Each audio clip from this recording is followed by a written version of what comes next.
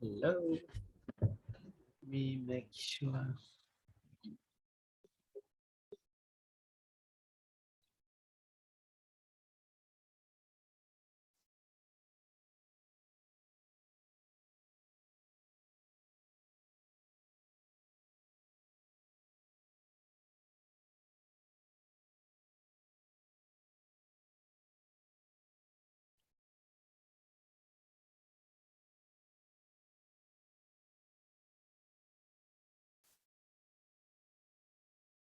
Okay. Windows. Super.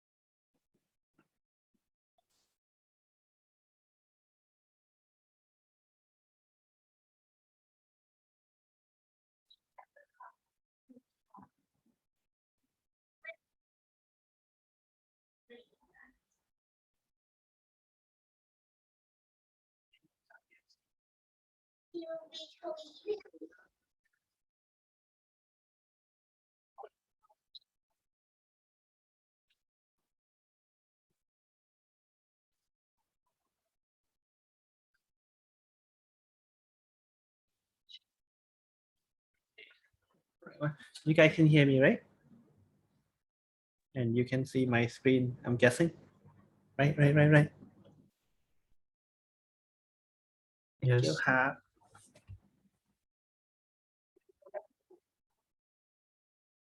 Okay, I think we have a lot of people already, but there should be like 2 times more people. But let's get started. Okay, this class is numerical methods. Okay, so you may ask Ajahn, the name doesn't really tell you anything, right? It's say numerical method or numerical computation and whatever. The idea for this class, what you're gonna learn is essentially how to get computer to do the math for you. Okay, that's the goal for this class. How to get the computer to do math. And you may tell me, okay, Ajahn, I know how to get the computer to do math, right? Because I can add numbers. No, that's not the kind of math we're talking about. The kind of math we're talking about is how do you get computer to do the integral? How do you get the computer to solve equations? How do you get the computer to do derivative? How do you get the computer to do optimization and so on? Those are the kind of things that we want to talk about in this class. And you may think that it's so far away, but typically this is a very important skill, especially for those of you who want to do data analysis or data science. It's one of the most important skills. Okay. So if you want to go to data science or data analysis path, this is one of the most important class that you need to pay attention to. Okay, it's the fundamental of everything. Okay, that being said, let's get started. But before that, let me. There's a default that says whenever someone comes in, it's gonna give me an alarm. Wait 2 seconds. Let me make sure. How do I disable it? They move the button.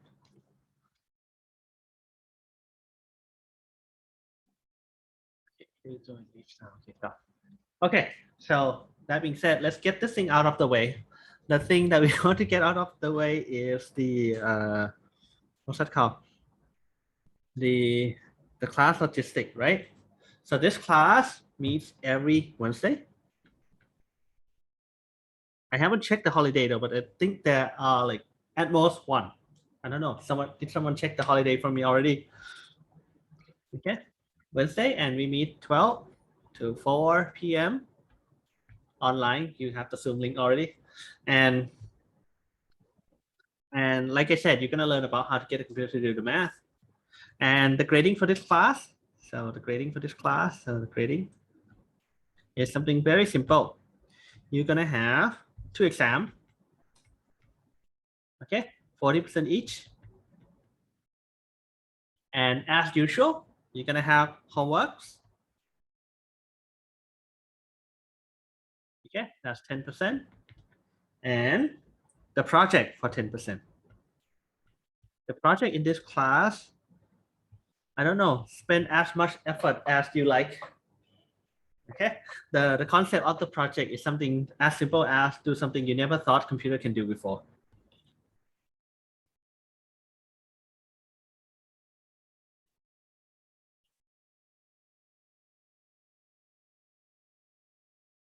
Okay, a lot of sorry, a lot of people actually what's that called? A lot of people actually use the project in this class as part of their resume, and it looks really good. So none was asking, are the project individual or groups? The project is 1 to 2 people. Okay, so you can go up to 2, but you can do it individually as well. Now I forgot what I was trying to say. Okay, the homework is hard as usual. You know, if I give you something easy, then why would you like pay a tuition? Like even though you get subsidized by government in this term, the difficulty doesn't decrease by by the amount that you pay. Okay, it is hard, but I highly recommend you do it. Do it. Trust me. You thank me later. Okay. Do it, but if you struggle alone, that's a really bad idea. We have a Discord for this class. If you go look to Discord tech, we have a Discord for this class. Okay, so join it, and I recommend you work as a team. I really don't mind. But when you try to write down your answer, make sure you understand it before you write down your answer. Don't just copy and paste. I know it's very easy to just like Apple C. We call it Command C and Command V. That's very easy to do it nowadays, right? But please make sure that it gets through your brain somehow, and you actually understand it. Okay, I highly recommend it. Otherwise, you're gonna find the exam really hard. Okay. So, any question about the class logistic though? Any question about the class logistic? Okay, and most of the class today, we are going to use something called Jupyter Notebook. But today you don't really need to install it. Today we can use Google Colab if you don't have it, but you should install it later. Google how to install it. It's pretty easy. If you don't have one already, then Google how to install it. Some of you may have this installed on your computer already, but if you don't, then don't worry for today. But I highly recommend you install it on your computer. It's gonna make your life so much easier. Okay. Any questions so far? Though? Any questions so far? Any questions so far? Okay. So if there's no question, just the standard stuff that I need to get it out of the way. So if there's no question,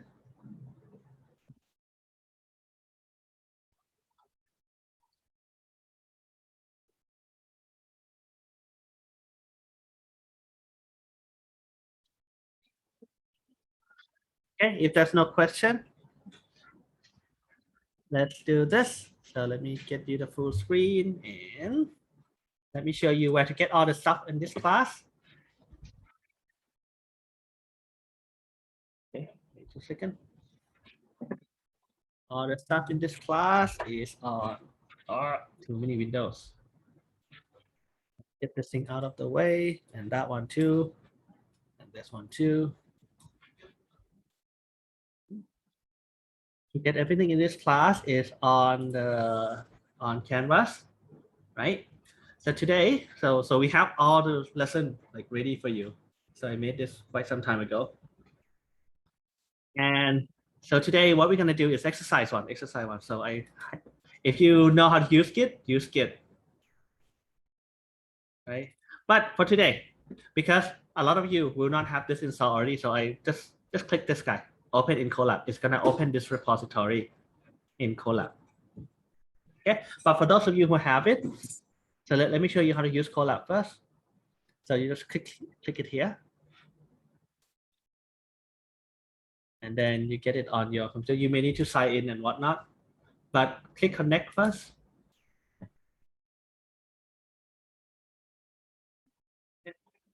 Click connect and wait a while. But for those of you who know how to use Git, which I'm gonna use Git though, because that way you can look at my computer. Yeah. Good. Okay. Where's my chat window? Chat windows.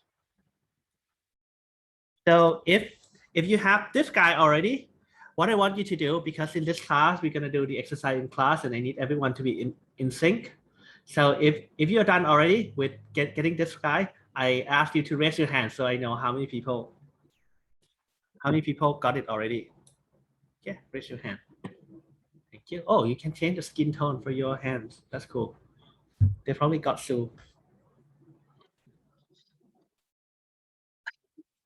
The thing about thumb up though, thumb up, I'm not sure if it stays. That's a problem. If you do thumb up, it doesn't stay. It doesn't stay. That's why I asked you to raise your hand. It used to stay though. It used to stay, but doesn't stay anymore.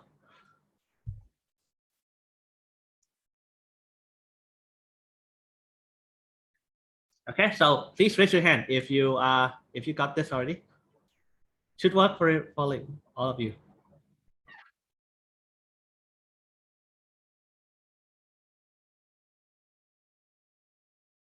Okay. No. Raise hand is not clapping.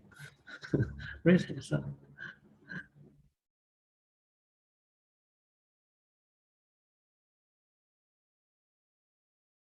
Because if you clap or do some other emoticon, then what happens that it doesn't stay. So you need to keep clicking it. Okay, a lot of you got it already. This is what I want you to do. Okay, after you click connect, this guy gonna say connect. It's gonna show you the RAM and the disk and whatnot. This is Google's computer. Okay, what I want you to do is to press shift and enter together. Okay, shift and enter. One thing. Okay, run anyway. Okay, you trust me, right? Okay, press shift enter, and then you can press shift enter here. I want to make sure that it runs over here. It runs and with no problem, right?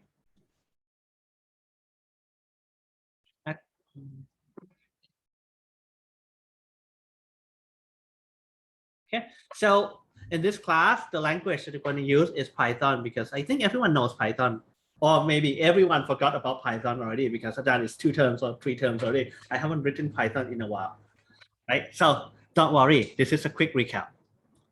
This is a quick recap, and thank you. Okay, let me clear all the hands.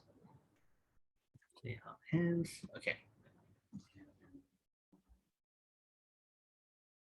So Python, right? You still remember Python ish that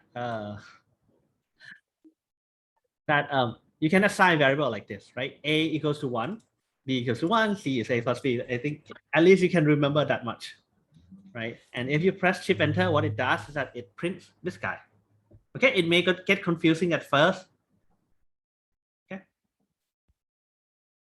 And you can also do conditional statement if you still remember Python. So this is how you do if statement. This is like a reference for today because I know a lot of you haven't written Python in a while. Right? So it's gonna run and it say, okay. But if you say you forget something, let's say you forget this guy, then it's gonna complain something, and then you look at the complaints and then, oh, okay, I forgot the parenthesis. Oops, that's not a parenthesis. Oh, no.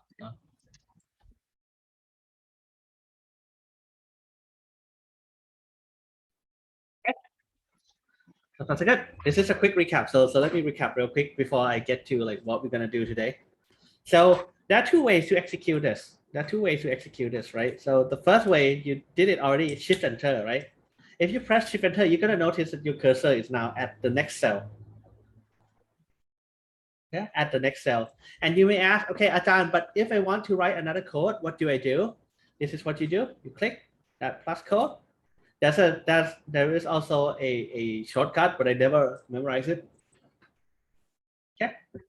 So you can print low, and then you can press shift enter. Okay, so that's good. And even more confusing, this is confusing, but it's a good thing. It makes your life a lot easier. You can print X, but if you notice, this X is not defined over here. It's not defined, right? It's defined in the previous cell. What it does is that you have a kernel that store all the variable already, so you can access it anywhere as long as it's defined.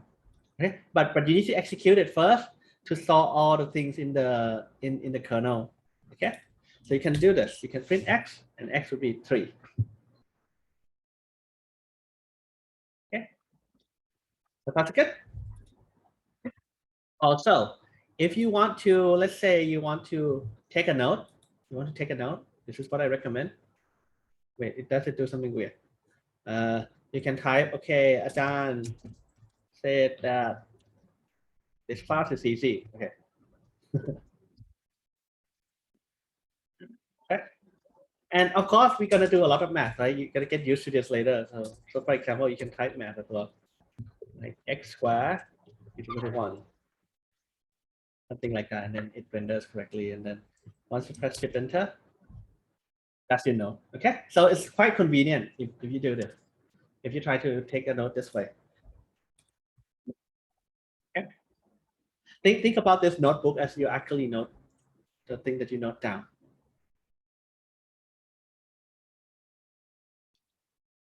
And what else? What else do I need to show you? Okay, that's another way to run it. You can, of course, click play, but that's a Control Enter. So this thing is Control Enter. So you notice that it runs, but your cursor doesn't move, right? You press Control Enter. Up to you. Up to you. I like Shift Enter because I want to move to the next one. If you press Control Enter, it executes, but your cursor stays. Up to which one you want. Okay.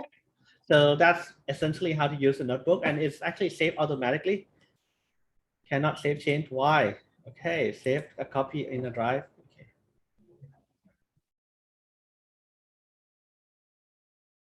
Not open new browser.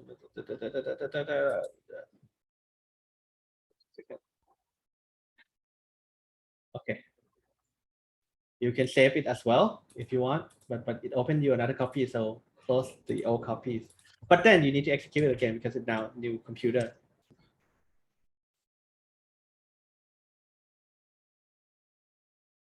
Okay, it's now new computer, so let's do this real quick. Okay. There are a lot of other things that you can do. So for example, okay, let me get this thing out of the way. Eventually, you're gonna run into this. You're gonna run into infinite loop if you don't write a good code, right? You're gonna run into infinite loop, right? And if you do this, it's gonna run forever, but you want to stop it, right? There's that thing to stop. Okay, there. Okay, just in case if you screw up. Okay, there's that thing to stop it. And you may ask, how do I delete this? How do I do this? There's a button on the right. 2 seconds. 2 seconds. There is. There is this. If you try to delete this stuff, yes, you can. Okay. Or if you want to move this thing up, there's a button here. If you use the desktop version, the button is at a little bit different place. I'm sure you can find it. I'm not too worried about you guys. You guys are good with computers. Okay. So the next thing, let's get back to Python. If you have any question though, just type or you can just shout in the audio. Okay. The next thing that we try to do, let me move this thing out of the way. 2 seconds.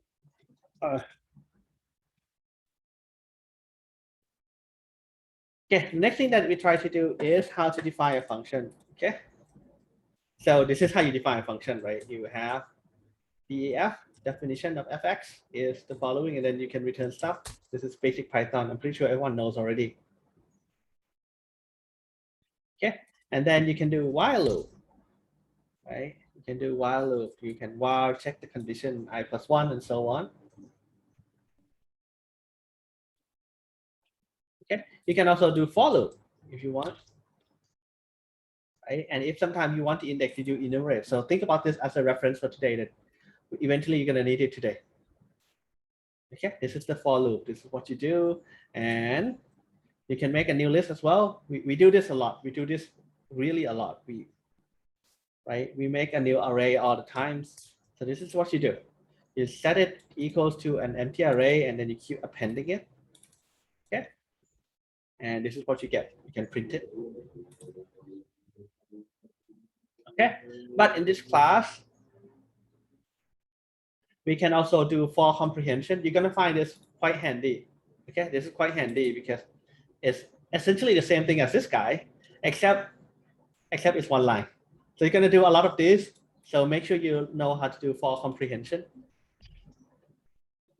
Like this. Okay. Make sure you know how to do for comprehension. Another thing that I want you to learn is something called NumPy. What is append? Append is adding things to the list. It means add this number to the list.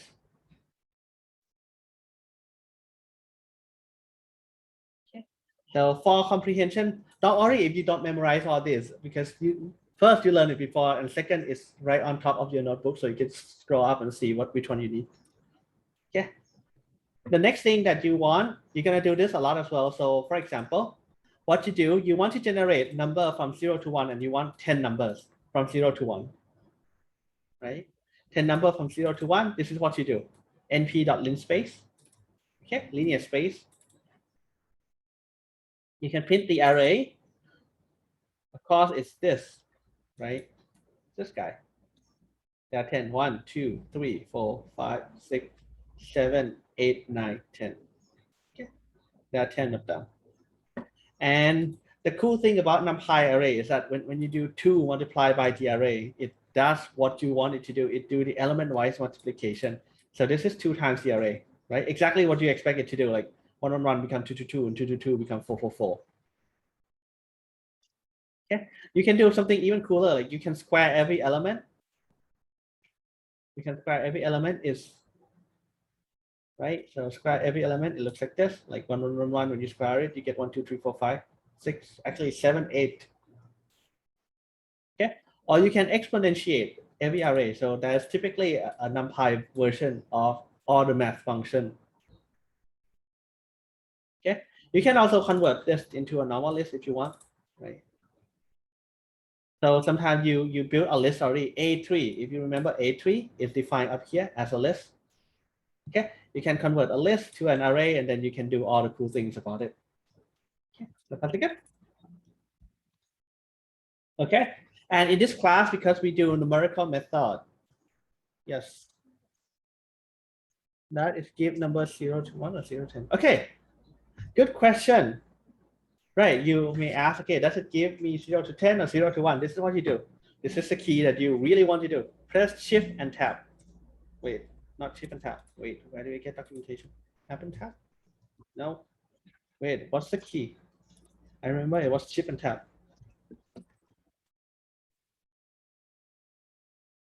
There. Okay, Google does something funny. Shift Enter? No. To show the documentation, Google probably changed this guy. Maybe Apple P? No. The default was Shift and Tab if you use the desktop one. But that's okay. You can do the following. There are 2 ways to do it. First, it has a pretty decent autocomplete, right? When you do np.linspace, you don't remember which argument is what. It says start over here, stop over here, and number of points, and there are a whole bunch of other things that you can do. Okay, or the other way you can do it, I hope this thing works on this.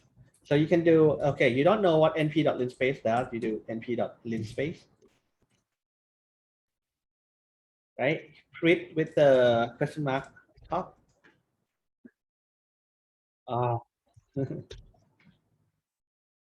Okay, and it will show you the documentation on the side.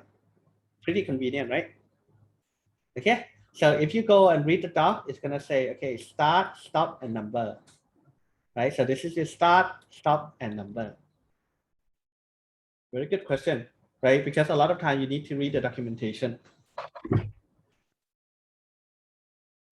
Okay, so these 2 commands are very important, but if you use a desktop version, it's Shift Tab. Control Tab, no. I don't know what it is, the shortcut for looking at the, maybe there's one here. Documentation, blah, blah, blah, view, blah. Nah, I don't know. But you can do this. Okay, if you want that.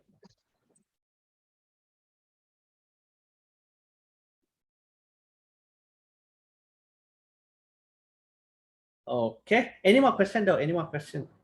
Any more question? Okay, NumPy array is pretty convenient. It's gonna make your code a lot nicer. Okay. Another thing that we can do is plotting. We're gonna plot a lot, right? And the way that you plot, if you think about graph, right, all you need to do is give it all the x and y's. Okay, all the x and y. So x, so I just want the number from 0 to 1, right? X from 0 to 1, just give me a lot of numbers. Okay, if you do this, it will give you a lot of number from 0 to 1. Okay, you don't really care what the numbers are, But, and then you can make sure that y is x squared. Like if you want to plot y equal x squared, so this thing, what happens is that it does the element wise square.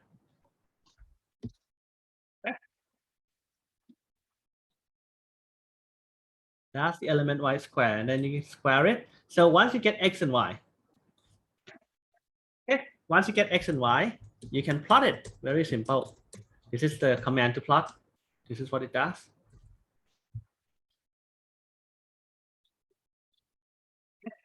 There are a whole bunch of options, so that's why I like Shift Tab. Okay, we can do this.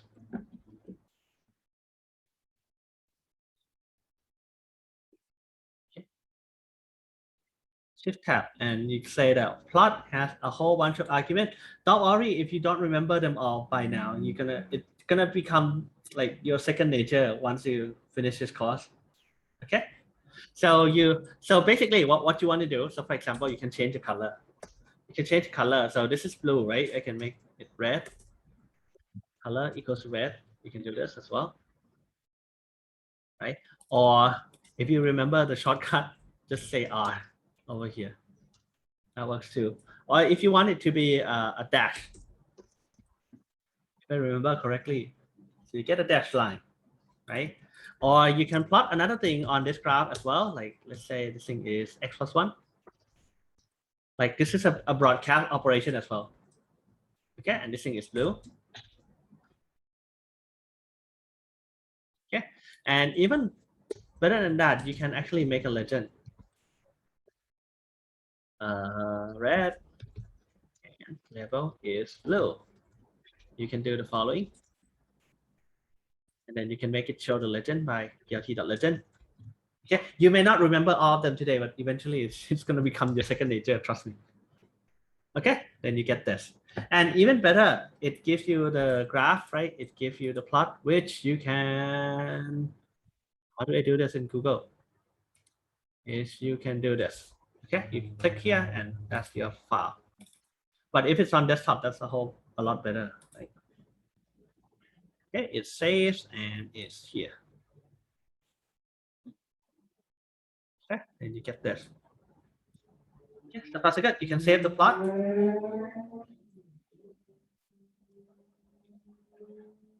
let me close all the help. Oh, this guy. That one good. Right. But typically, right, I'm pretty sure you don't remember all this. You don't remember all these little things. There's no way for today, but eventually somehow you're gonna remember all this. What I recommend you to do is go to this website. The library that we are using is called Matplotlib. It's a very popular library. Okay, and look at the gallery. This is what you do. Like what, and then you have in your mind, right, what kind of things you want to plot. So for example, you want to plot the field. Okay, then look at the one you want. Okay, look at the kind of plot that you want to do. And this is what you do. Okay, let's say you want to fill this guy. You want this. You click the picture, it gives you the example code, and what you do is you just copy and paste. That's what you do. Okay, everyone happy, right? So if you don't know how to do something in Matplotlib, look at the gallery and look at the one you want, or Stack Overflow is your friend. Okay, any questions so far though? Any questions so far? Any questions so far? Before we actually get to the real thing that we want to do today. Okay, any questions so far? Does Matplotlib have commands too? What do you mean by commands? You mean arguments, or what do you mean? Or just for plots? What do you mean by commands though? What Matplotlib is a library that people use to plot things. You mean command lines, argument? No, but you can wrap it though. It's actually makes no sense to. It's much easier to plot it this way. It's actually much easier to plot this way because it shows you right away, right, what it looks like. Okay, good question. Any other question? Okay. This is actually quite revolution, although that there were existing prior art, but this is the first one that's free and it's actually decent.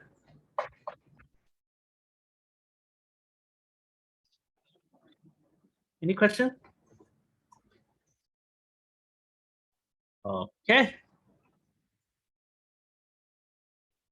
So let me ask you, because my class, I think that the timing is weird. How many of you haven't eat lunch yet? Raise your hand if you haven't eat lunch. Raise your hand, raise your hand. A lot of you. How about this? How about this? How about this? Before we get to the real math, right? We do some we do some review already. Before we get to the real math. I wish I was a student, then I can eat while listening, right? But I cannot eat while I'm teaching. Or can I? It's too hard. It's too hard to eat and talk at the same time. So this is what we're gonna do. Like half of you haven't eaten lunch yet. So this is what we're gonna do. How about we take half an hour break? Okay. We take half an hour break, and then we're gonna come back, and we're gonna do the real math that I want you to do. Okay. So please come back at 1 p.m. Professor, can you help me with one thing? Because it seems there seems to be a little bit of the problem with the copy of your first exercise. What's the problem? Maybe you can share your screen. How do I let you share it? Wait. Do you know where the button is? You gotta unshare a screen first. Okay, I can unshare my screen. And I Just think I need to allow you to share your screen. Let's see.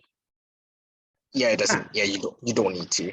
So the thing is that So the thing is that basically no matter how much I click, even though I didn't make any kind of the adjustment in it, it just said it's error because this name because of whatever the error could be. So so for example, if I click in just any random program and try to execute it, I mean like there's a time where sorry.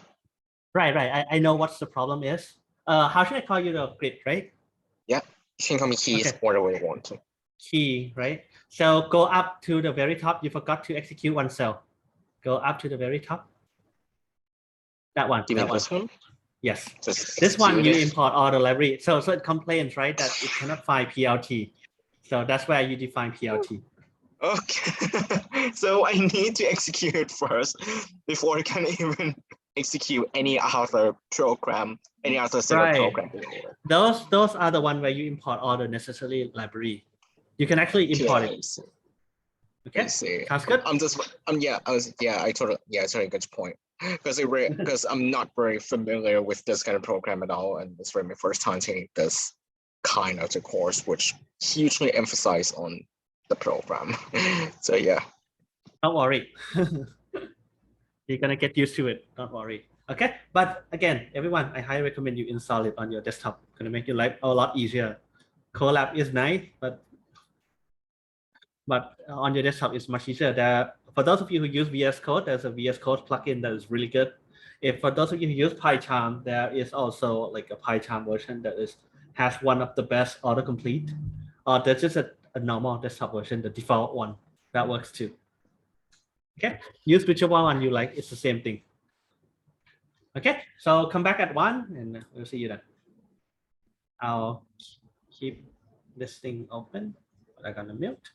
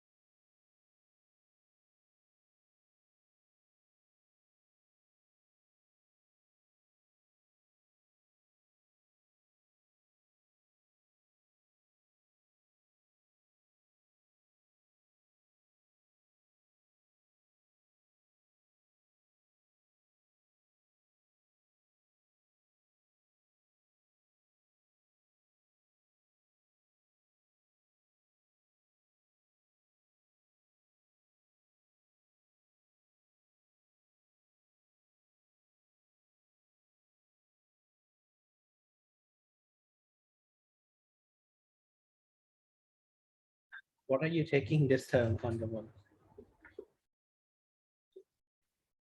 You don't have homework yet, right? That's why you have too much free time.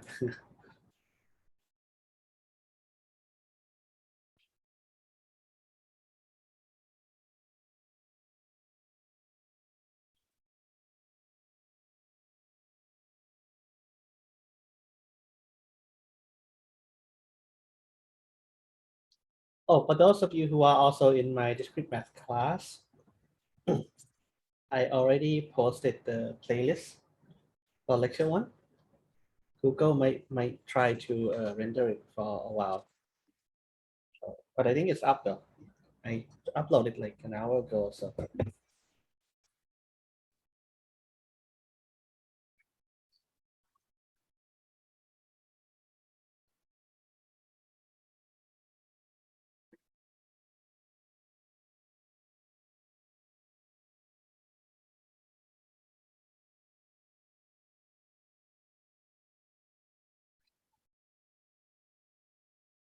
Actually, yeah, I understand the right way to do it is to resize the window.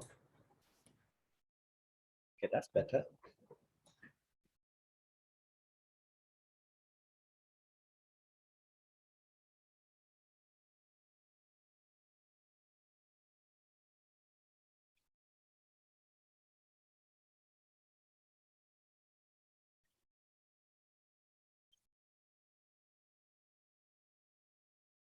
Yes, everyone is back, right? One more minute.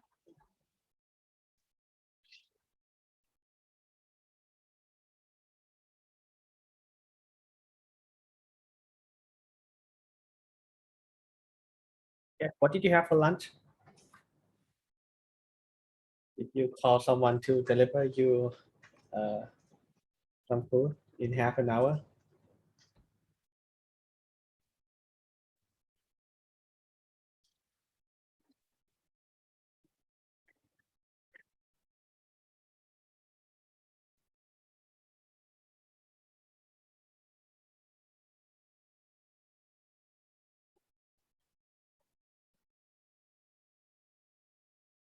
Okay, so what we want to do today is something how to get the computer to solve an equation. That's actually the goal today. Okay, you may say, okay, Ajahn, I know how to solve the equation, right? If I have, I don't know, x plus 5 is 2, then I know how to solve it. I can move things on the right, and then I can say that the following is true. X is 2 minus 5, which is minus 3. Yes, I know how to solve that, Ajahn. What are you talking about in like when you solve question? But when you say that you need to get the computer to solve the equation. Okay, here's what I meant. What I meant is that there are equations that you just cannot solve it analytically. The simplest one being the following: x equal to cosine of x. Okay, there's a whole bunch of families of function that does this. Okay, x equal cosine of x. Okay, let's think about this. Ajahn, I can solve this. What would you do? You would say, okay, I can do the following, right? I can say, okay, I can take arc cosine on both sides, right? Arc cosine of x is cos, oops, arc, arc cosine of x, which is x, and then you end up with the same thing that you started with. Cosine inverse of x is equal to x, and and then if you keep doing the operation again, right, you just keep going back and forth between these two, which doesn't really solve you the problem. Okay, so far so good. You see it, right? There are some equations that you just probably can't solve it analytically by hand. There probably are some smart way to do it, but I don't know it off the top of my hand how to solve this guy by hands. Okay, not even a calculator. How would you enter it? So Wolfram Alpha actually does this, but we're gonna learn exactly how Wolfram Alpha does it today, though. How would you enter things like this in the calculator, right? But if you put it in the calculator, it's gonna do exactly what we're gonna learn today. Okay, so let's think about this. Let me get my mouse. Okay, what would you plot? What would you plot? Okay, don't worry about the actual plotting mechanics. What would you plot to find out, like, what is the solution of this? Okay, can anyone suggest me some good idea? What would you plot? Sine cos graph. Plot what? Can you say that again? It's kind of graph that looks like a wave. So it goes up, goes down, like sort of wave. Okay. Through. Cosine of x. Oops. Let me draw it more to scale. Cosine of x looks like this, right? So this is y equal cosine of x, and this thing is y, and this thing is x. Where would you find your solution though? Right? Remember that the goal is to solve x equals to cosine of x. The points where it crosses the x-axis. Close, but not quite. Harin suggest something. Okay, Ajahn, this is the line that y is equal to x, right? It's not the crossing the x-axis, it's actually crossing this line, right? So if you think about it at this point, okay, at this point at the intersection, right? At the intersection, what happened is that we know that y is x and y is also cosine of x. Oops, not that one. Y is also cosine of x. So at that point, I know that x is equal to cosine of x at that point, right? So good, right? So what we want to draw is something like this, right? We want to draw two things, y equals to x and y equals to cosine of x. And we have computer to do it. You're not going to draw it by hands for sure. Okay, so let's get the computer to draw it. Okay, this is one of the first few times. So we're going to show it. Okay, the first few times. So to draw cosine of x, okay, what I recommend to you to do is np.linspace. Let's say it's from 0 to pi. Let's say pi is 3, close enough. And you want, let's say 100 points. Okay, then remember when you try to plot, right, you want the y-axis as well. You want to value for y, right? You want to value for y to plot it. Okay, so that means you can plot ys is np.cosine of x, right? And that does all the things that you needed to do, right? It does cosine element wise for you. And then you can say prt.plot xs and ys. I cannot emphasize how important visualization is for you in this class. Okay, because these are not the program that you see in, let's say, data structure or programming one and whatnot, that you can actually verify your answer. This thing gives you some number. You need to figure out how to verify it as well. Yeah, this thing gives you some number. Okay, and then let's do what Parin was suggesting. Is it possible to get the exact pi? Yes, there is there's np.pi. What's number 100 for? The number 100 is the number of points. So if you do length of x, okay, it's gonna give you, this is length, xs, not x. Wait, but I saw something interesting. Okay, but you can see 100 is the number of points that you need. Okay, if you make it 20, then the length of s is gonna be 20. Okay, but I saw something interesting, like, what about this? It is, oh my God, it has your favorite button, say search Stack Overflow. I never seen this one before, so let's do this. Let's do this. Your IR should open a new window. What new window? Okay, if it's not blocked. There. Okay. Now you don't need to scream at me anymore. There's a word called search Stack Overflow. That's interesting.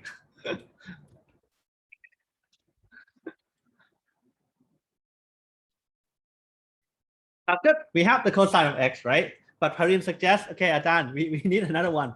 We need to plot as well. Y is equal to x, right? So essentially you do this.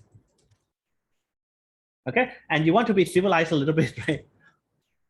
And the matplotlib actually gives you the color automatically, but you want to be civilized because you don't really remember which one is which. So let's call this, give it a label, cosine of x, and give it a label, x.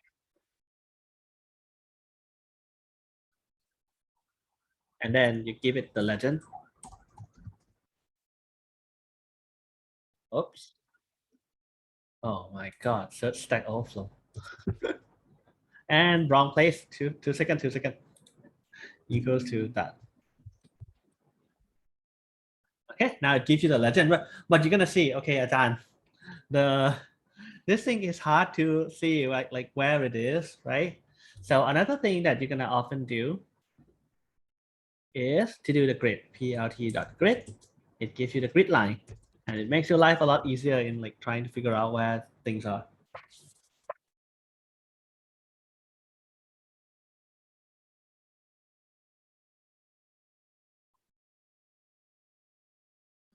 That's good. Okay, everyone with me so far, right? If you have question like problem with programming, let me know immediately. Not that I'm gonna help. I'm gonna laugh at you and then I'm gonna help. Not a problem. What's up? Not a problem. Maybe you can share the screen. The thing is that okay, I already try adding the PLT point grid with a parenthesis, but when I execute it, it said something like Stack Overflow again. What does it say? So it said that name error, name plot is not defined. Oh wait. Okay, my bad. Thing. So the thing is, I spell PLT as plot. Exactly. See, you just need me for moral support. So I'm not kidding. At my company, they love Ajahn Kanat so much. They put Ajahn Kanat's picture on the wall for moral support when they work. Okay, actually, you don't need parentheses over here, but okay. Now we do this, right? But if you give me the answer, Ajahn, can I have you try at home? I'm gonna charge you though, like moral support. Okay, so let's see. If you look at this graph, right? This graph, it doesn't tell you. You can tell me like, okay, maybe Ajahn is about 0.6. Can you use? Sure, whatever you need. Whatever you need. So if you look at this graph, you can say, okay, Ajahn, this thing is about 0.6. It's around 0.6. Like you probably want some better graph, right? So the way you do it, this is not exactly the right way to do it, but close enough. You can make it the limit. You can give it the limit. So for example, okay, Ajahn, I'm interested only from maybe 0.5 to 1. This is what you do. plt.xlim. Okay, one very important button. Okay, when you do the dot, right? It does some autocomplete magic. Does it? Oh, God. Dot, and maybe wait 2 seconds. 1, 2. And then you play X lim, right? You don't remember exactly it is, but at least you probably remember the first 2 characters. For those of you who use a desktop, just press tab. Google changed the key and it gets me a little confused. So you can give it the min and max. So for example, 0.5 to 1. Actually, let make this thing like you have a good computer, right? Let make it like 200. Okay, now we have this. Okay, that's better. That's better, right? Or you can go even better because now you know it's between 0.7 and 0.8. It's not 0.6 that we aim. So you can zoom it in and you think it's 0.7 to maybe 0.8. Okay, now we cannot see anything because the y-axis is stupid, right? We cannot see anything because the y-axis is stupid. If it's possible, we're gonna learn how to do that, exactly that, okay? But for now, I want you to get all the mechanics down. Like you know how to plot and so on. So the plot is stupid because the scale is too big. So let's fix the scale. You can do the same thing for this. And yes, you are right. We don't want to do this by hand because that's a stupid thing to do. We want to do something smarter. Okay. Okay, even better. Okay, now you know. Okay, you can say that now. Let's say you stop here. Let's say you stop here. You stop here, and you say it's the following. Okay, Ajahn. Oops, don't go anywhere yet. Okay, you say Ajahn. That means my answer, right, is 0.74. Sounds about right, right? Okay.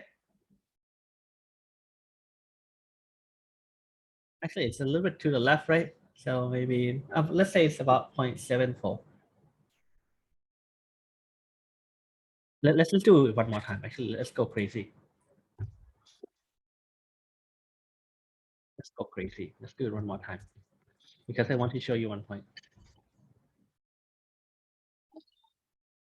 Actually, you can just copy the same number because it should be equal, right? Okay, so that's my intersection. About over there. Okay. About over there.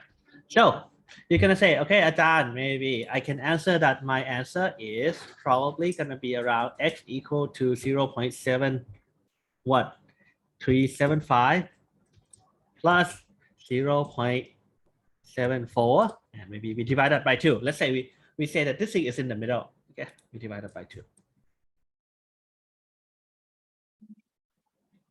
And I forgot to print print x.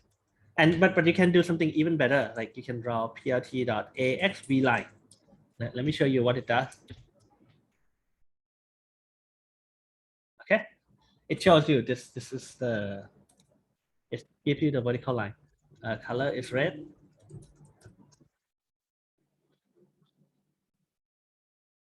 Yeah, so far so good. Not the best approach, right? You probably know by now that this is not the best approach, but stick with me for now because I want to teach you one very important point. Okay, so let's say that you give me this answer that I say, okay, x equal to cosine x. What is x? Then you say, okay, Ajahn, it's about this number, right? It's about this number. Okay, it's about this number, but you aren't sure, right? You're not exactly sure about this number because it could be to the left or to the right. So there is some uncertainty in your number. Okay, it's not the error, it's uncertainty, plus or minus some uncertainty. Okay. Everyone good? What is AXB line? AXB line. AXB line, this guy gives you this line, the vertical line. To make sure that you are using the right thing. Okay. And like I said today, don't worry if you don't know all the commands or all the libraries. It's gonna be second nature to you. And if you have questions, just go to the gallery and someone's gonna make the picture that you would like to make already and copy the example and change to the thing you want. Okay, so there's a concept. One very important concept is the uncertainty. How sure are you in your answer, right? Given that we do this thing of zooming about 3 times, right? We zoom 3 times and we get the answer that looks like this. The answer is about 0.7385875 plus or minus uncertainty. What would you say about uncertainty though? Let's say try to be reasonably conservative. What would you say about uncertainty? What would you say? Plus or minus what? Right? Or you can say that, okay, answer is in this range. It's in this range. What would you say, the range?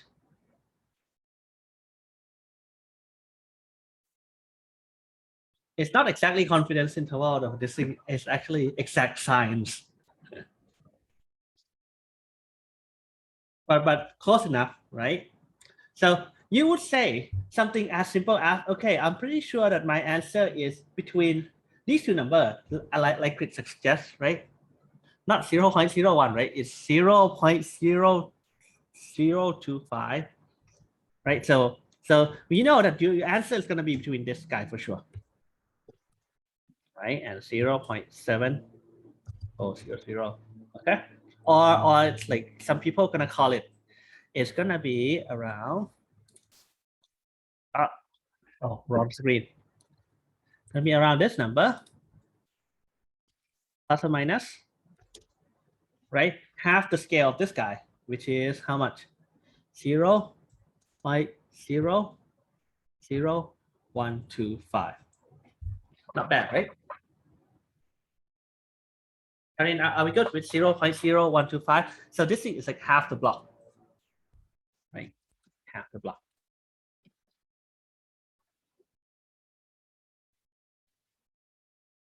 So that's good. So this is what all the numerical method is all about. So we are not trying to solve the exact answer, right? But we give it a range of answer. We give it the range of answer. The better answer there is, the smaller the range. That means you are very certain about your answer, right? So if you do this and you say your answer is 0 point something, and the plus or minus thing here is like 10 to the minus 16, like over here, then you say that your algorithm is really good, right? Your answer is really good. Okay, so when you get your answer, it's all about the number over here. It's not really about the number on the left. It's actually really about the uncertainty on your answer. Is everyone good? And the way to get your error down, right? If you try to do this kind of zooming method, right? The way to get you just zoom more times, right? So eventually, you're gonna see this as a pattern, right? The more effort you put in, you better have a more accurate answer.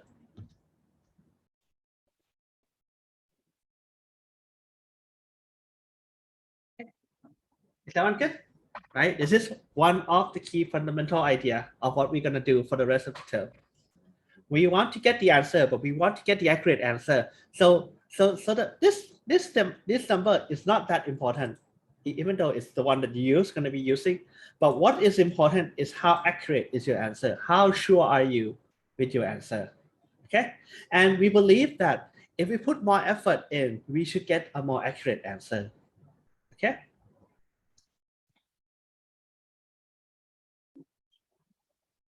So far, so good. Any questions so far, though? Any questions so far? Any questions so far? I think this thing is clear, right? This thing is clear. That, okay, the first way for you to solve this kind of equation is to do this, okay? Now, let me ask you one of the most important questions. How do you know that this is correct? What do you think? What should you do? What should you do? How do you know that that number is correct? Right? It split you some number. How do you know that it is correct? How would you check it?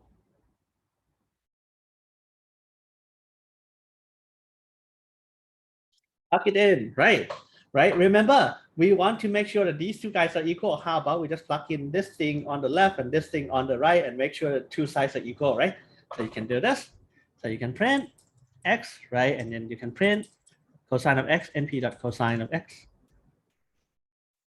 Did I define x somewhere? I hope so. Close enough, right? Not the best answer in the world, but okay. Actually, they are sort of that's the same thing. We're gonna learn how to get a more accurate answer later. But you get the idea, right? The way you check, if you try to solve some equation, just check the left and the right hand side, and if it is, then it is. Okay. Okay, this is very important in this class. You need to figure out how to check your answer as well. Because it doesn't give you something that you can check, like if you expect it to give you some string that is ABC and it actually give you ABC, you can check that. But if it gives you 0.73875, then you don't know whether it's correct or not. You need to be able to check. Okay, any question though? Any question though? So by now, you probably noticed the following, right? That this thing is counterproductive. This thing is very counterproductive. Someone say something? No. This thing is very counterproductive. Where's my screen?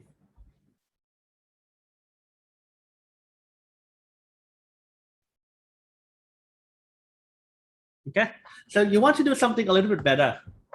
You want to do something a little bit better, like do it automatically. Or some people call it automagically. Okay, what you want to do before we do that, I claim, let me make the following claim to simplify a lot of life later on. I make a lot of claim. So I claim that every single equation every equation, you can write it as f of x equal to 0. Okay. Okay, this is an equation, right? Depends on what the function f is. So what you do is the following. So let's think about this. Our problem is x equal to cosine of x. Okay, x equal to cosine of x. That doesn't look like fx equal to 0, right? Or maybe it does. Very good. So Ran suggests, okay, that's easy. I just move x to the other side, right? Then I get, okay, actually let's move cosine to the other side so you can see, right? So you get x minus cosine, oops, of x is equal to 0, right? So which means that implies f of x is x minus cosine of x, right? And this thing has to be equal to 0. Okay, so that's good. The important part is that every single equation can be written in this form. Okay, which means if we know how to solve this, we know how to solve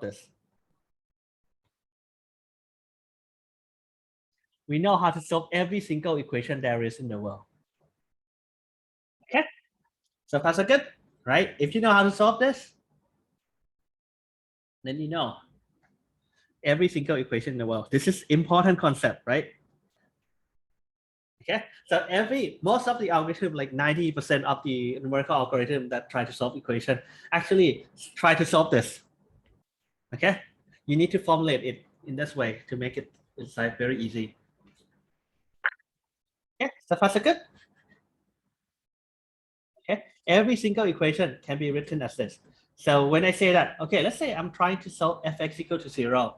That means I'm trying to solve every single equation. You just need to put in the right fx.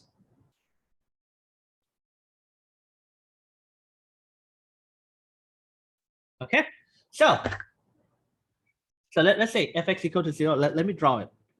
Let me draw something similar to what you suggest me, right? Let's say you have some function. This thing is f of x.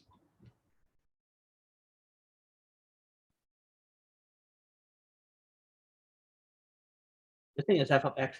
So where is f of x equal to 0? Can anyone tell me? Can anyone tell me where is the point where f of x is 0? Y equal to 0? So, okay, I know what you meant. You said the wrong thing, but you have the right idea. So essentially, it's that intercept, right? Okay, it's the value of x that when you plug it in and y is 0. So it's that intercept that you want to find. Okay, that's good. So let's look at the first idea. The first idea is to do the following. Okay. The first idea is, okay, Ajahn, that's easy. All I need to do, right? I just keep stepping. I just scan the whole thing. I just need to scan the whole array. I scan the whole array, right? So let's say this thing, let's give it, for example, 0 to 1. Okay. Okay, I scan the whole array.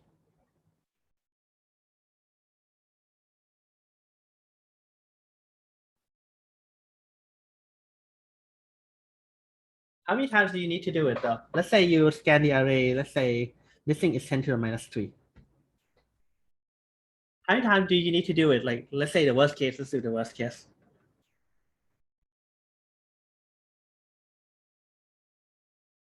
How many times do you need to do it to find the intersection, that point?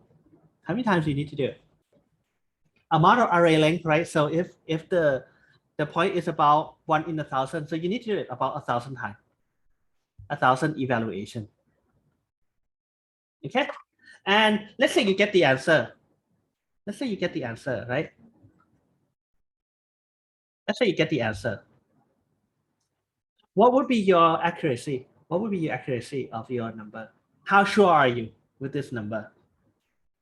Because you scan it over here, you scan it over here. That means you're sure, okay, Ajahn, my answer is between here and there, right? So that means your your accuracy is going to be on the order of 10 to the minus 3. Right? Or maybe 0.5 times 10 to the minus 2. Or you can make it a half, but close enough, right? On the order of this number. Okay? But if you think about that, that also sounds stupid. Why would you need to scan it? Anyone have a smarter idea though? Okay, so this is a scam.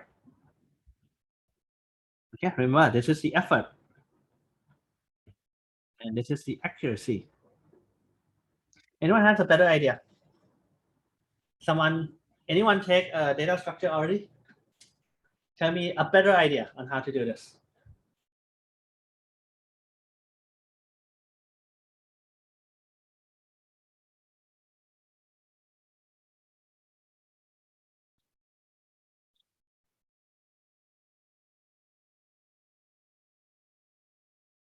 Taking it this term. Anyone? Someone in this class bound to take data structure before, right? Or maybe I'll tell that cannot change your grade.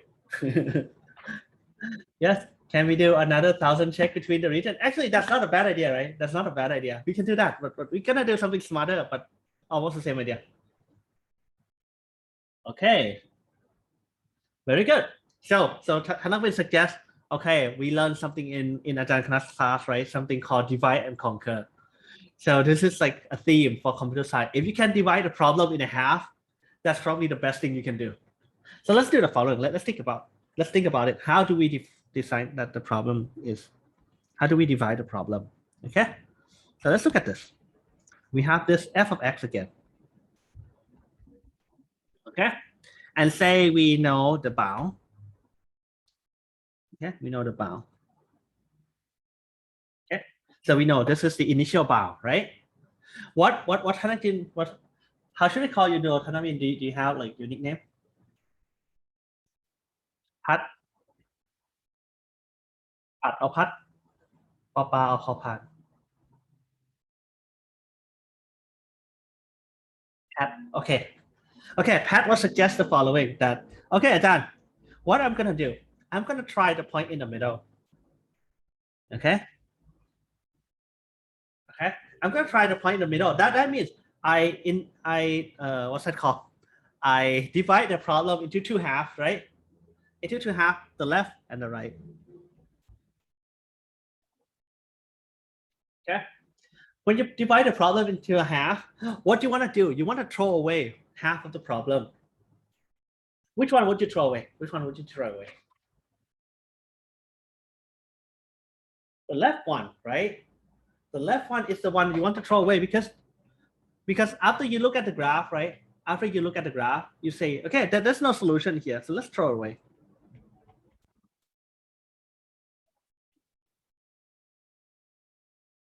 Okay, and we want to keep this.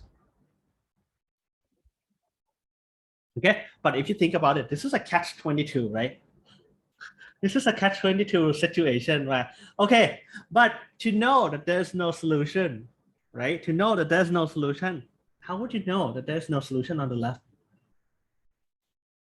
How would you know that there's no solution on the left and there are only solutions on the right? How do you know? How to automate this, right? Exactly. If we know how to automate, right, where the solution is, whether it's on the left or on the right, then your problem is sort of done, right? Because you can keep doing this, divide the problem by half and throw away half of the problem each time. Okay, is everyone with me so far though? Is everyone with me so far? Right, we want to throw away the left, right? But we throw away the left, we decide to throw away the left or the right, we need to figure out which side the solution is on. Okay, so let me explain this again. Very good though. When I talk too fast or something, with sometimes I get too excited and then I talk too fast. Just stop me and say, Ajahn, can you please explain this again? Okay, here's the idea. The idea here is we have the bound. We know that the solution is somewhere. For some reason, let's say we know that the solution is somewhere between these two blue lines, right? And Pat was suggesting that the line, we're gonna guess the line in the middle. Okay, we're gonna make the line in the middle. And he says that because we do not know, we do not have the solution on the left, right? There's no point we running the algorithm on the left, right? Because the solution is on the right, so we're just gonna keep the right one. So our problem is now going to become only this chunk. Okay? And then you can keep doing this. You're gonna keep doing this, right? You keep doing this, and you're gonna divide the problem in half again, and you're gonna figure out which side it is on, and so on. Okay, but we ran into one very important technical difficulties, right? We say that we throw away the left because there is no solution on the left, and we keep the right because there is a solution on the right.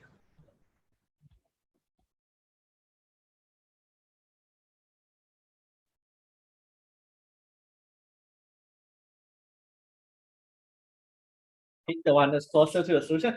Not a bad idea though, not a bad idea, but not quite, because my function can look like this. My function can look like this. Let me draw you another line, then I'll erase it. Your function can look like this. Right, then it's not true in case of what Harin was saying. Okay, but that's a good idea. Of course, being a scientist, right? Being a scientist, you try, you get something, and then you try to find your own counterexample. If for like 3 times already you cannot find it, it's probably right, but you need to prove it though. If it has a solution, it's negative. Okay, Risky suggests something very smart. Okay. Risky suggests something very smart. Okay, so let's think about this. Let's think about it. Let me draw it. Let me draw what Risky is trying to say. So the following. So let me draw the graph again. Okay, so let's say, let me do the purple. Okay. Yeah, let's say we consider this left and right. Let's call the center. Okay, so X is left and X is center. Okay. Let's look at the sign. Let's look at the sign. Okay, let's look at the sign of the Y. Of Y, which is fx. Okay.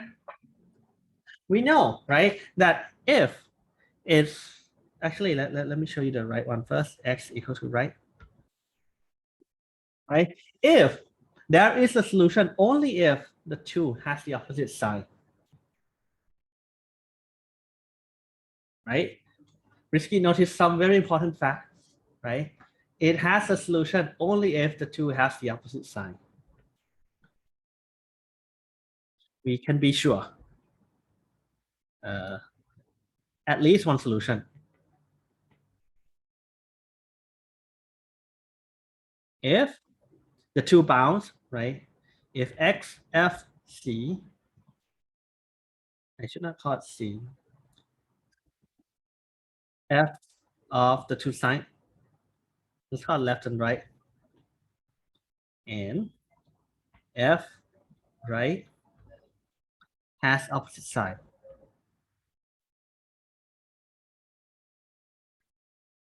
Okay. So good so far. Right? Think about this. You just need to evaluate 2 points to guarantee that there's a solution between. So it's not that hard. You don't need to scan it anymore. Everyone good on this? Right? If the two has the opposite side, then we're good. Right? If the two has the same sign, okay, you're not guaranteed to have the solution. And if you know that there's one, so it has to be on the right.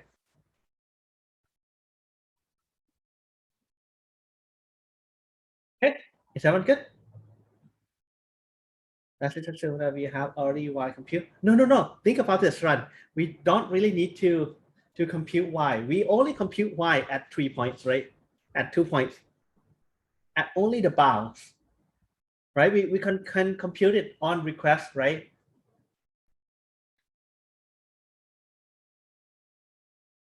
Very good, Justin. Very good. It doesn't work. It doesn't work. If it does it, then it doesn't work, right? But if we know that there's one solution, right? If we know that there is only one solution, then yes, you cannot do this because you need to cross it twice. So yes, the initial bound is important.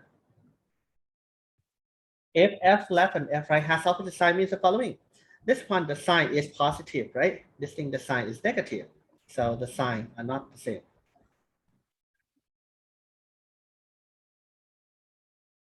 Right? So if the one side is positive, the other side is negative, it has to cross zero somewhere.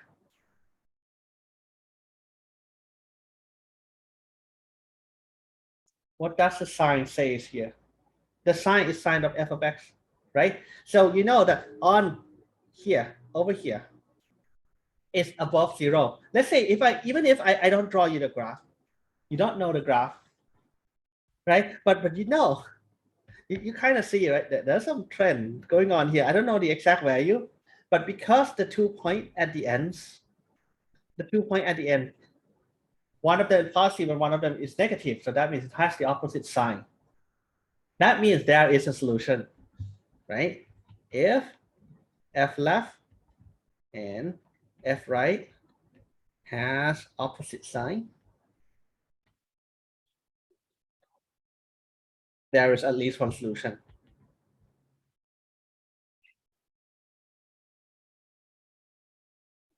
Okay, this is a key idea. This is a key idea. Very important idea.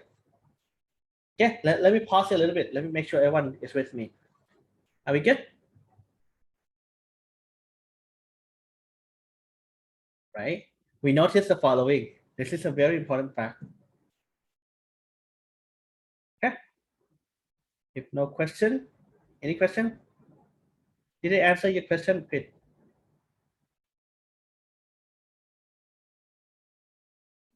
Well, I'll ask you about that later. Okay. Okay, so if one of them is above zero and the other one is below zero, so that means it has to cross zero somewhere in between. I don't know where, but it has to cross zero somewhere. And that is the most important idea. Okay. Which means the idea that Parin was suggesting that we keep the right because there is a solution on the right. And we know how to check that, right? We just checked the following. We just check f of the center. Let's call it center, left and right. F of the center, f of the center, and f of the right that has opposite side. So typically, if they do not have the same sign, right? When you multiply them together, you're gonna get some negative number less than zero. So this thing that means FR and FC has opposite sign. Okay, which means we're gonna keep the right.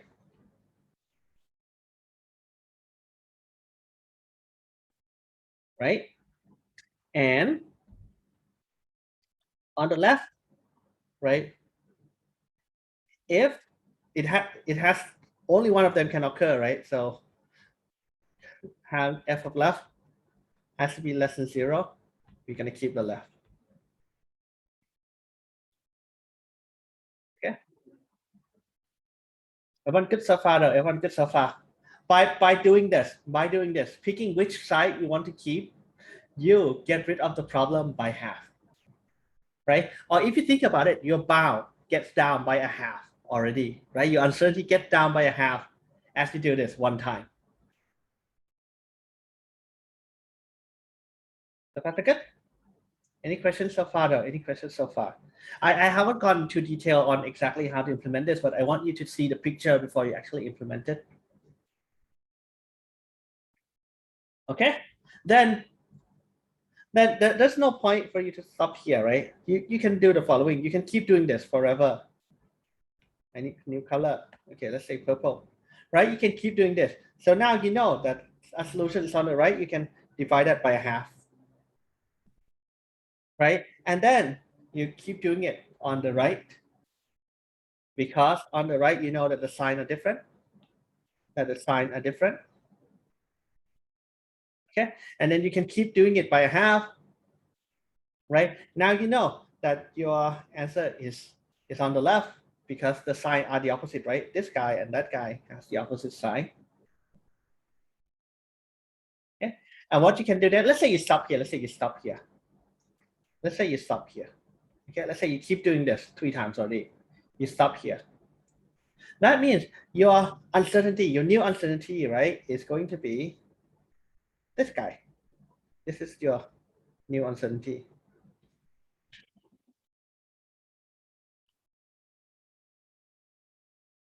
So far, so good?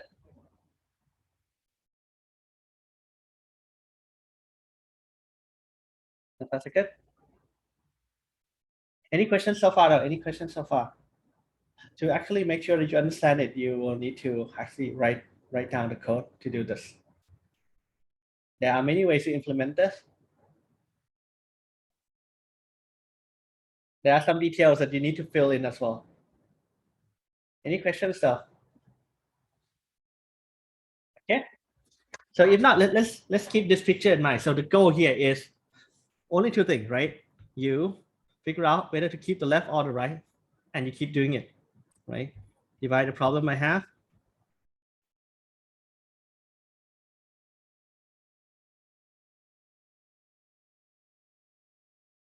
And then pick one. And keep doing it.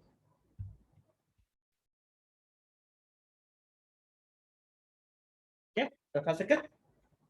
Right? The idea is very simple. But in this class, I am gonna let you implement this guy yourself, and you're gonna be amazed. Okay. So first, let me make sure. We make sure the following.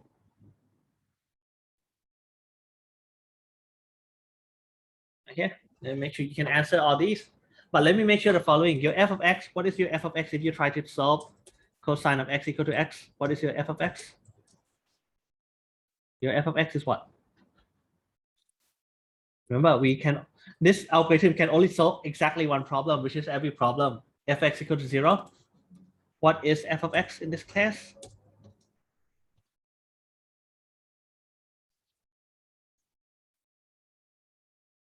Is what?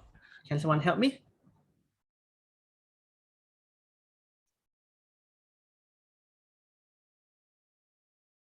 Thank you. Someone suggests it is cosine of x minus x. Okay, this is f of x. This is what you want. So let's just define. Let's just define it. So there, f of x, right? And then you say, okay, and that's easy. It's gonna be. Let's use np dot cosine. It's gonna help you later. Okay.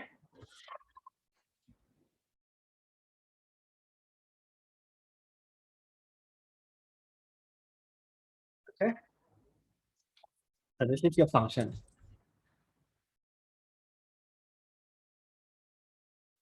So let's say we haven't plotted. We do not plot anything. Let's say we don't plot it, even though you should. Let's say if we don't plot it, how do I know that there is a solution between 0.2 and 1.2? How do I know? Can anyone tell me? How do I check? How do I check that there's a solution between 0.2 and 1.2? How do I check?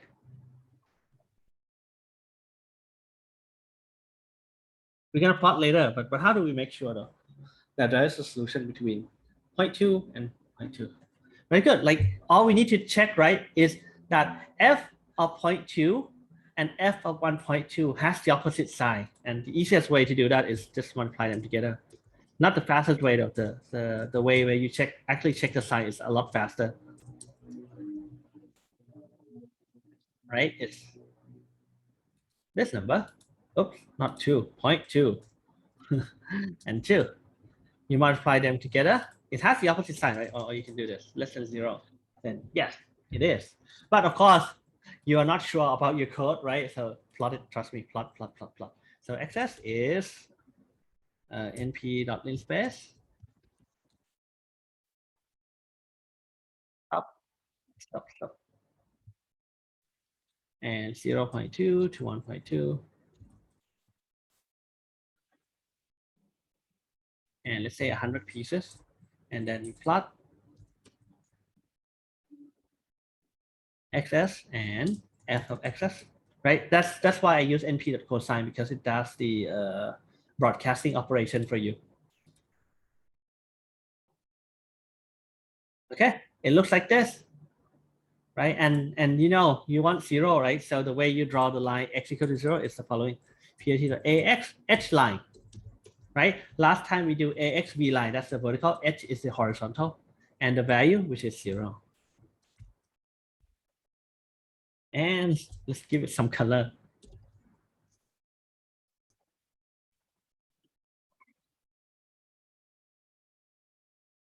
So that's good. Now that's the idea, right? That's the idea.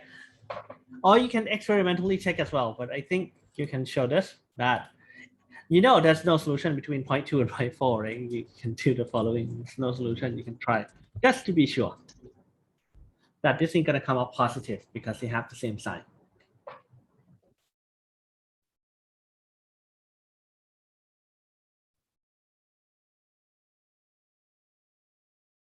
Okay, so that's good.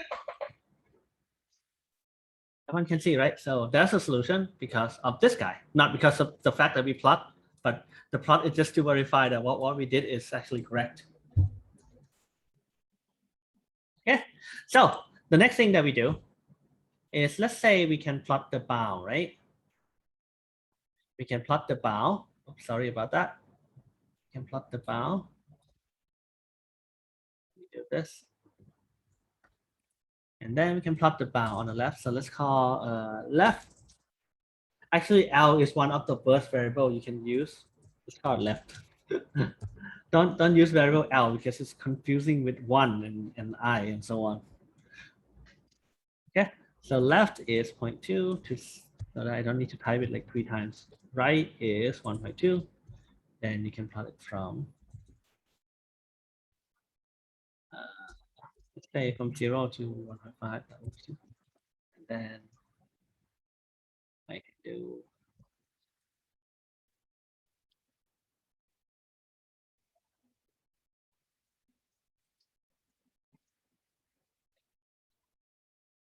okay.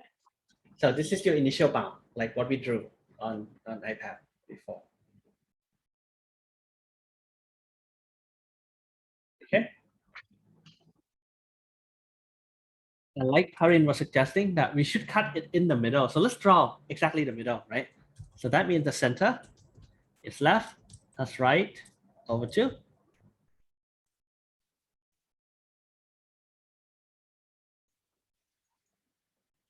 We can draw that as well. If I go too fast, let me know. Let me pause here. I think I went a little too fast. And give it a color. Let's say color is magenta.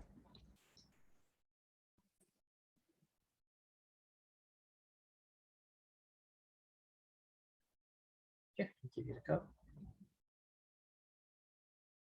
Yes. Okay, if you're with me, then raise your hand so I know that you're with me.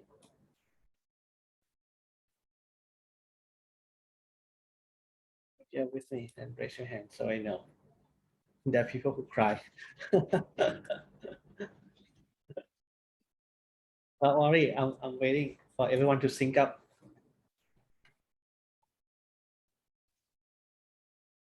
Okay, right? We have the left bound and the right bound. And remember, we want to guess in the middle and we want to decide whether we want to keep the left or the right.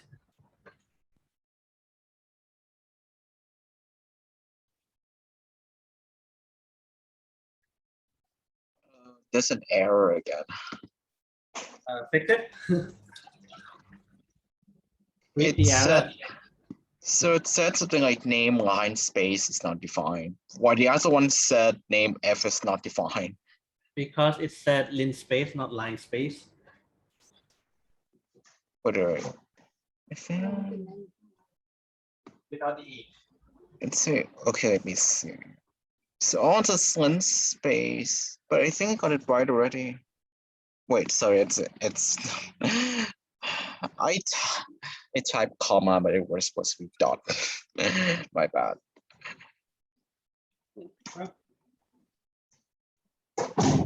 Wait, but it's not the same as yours again.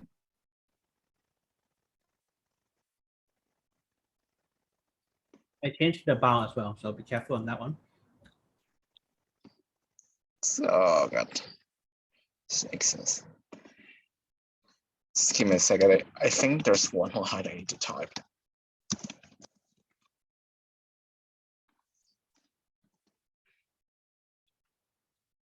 Do you mind if I share the screen? What's the problem? The thing is that the graph does not look the same as yours. What's the problem with it? It's vastly different. So I'll just send you the code that I wrote there. Yeah, send me the code. That's the code I wrote. That's the code I wrote directly. What is your F? Did you define your F? F? Yeah. Where can I define it? You define it right over here. And we execute it as well, right? If you don't execute it, the symbol is not registered in the kernel.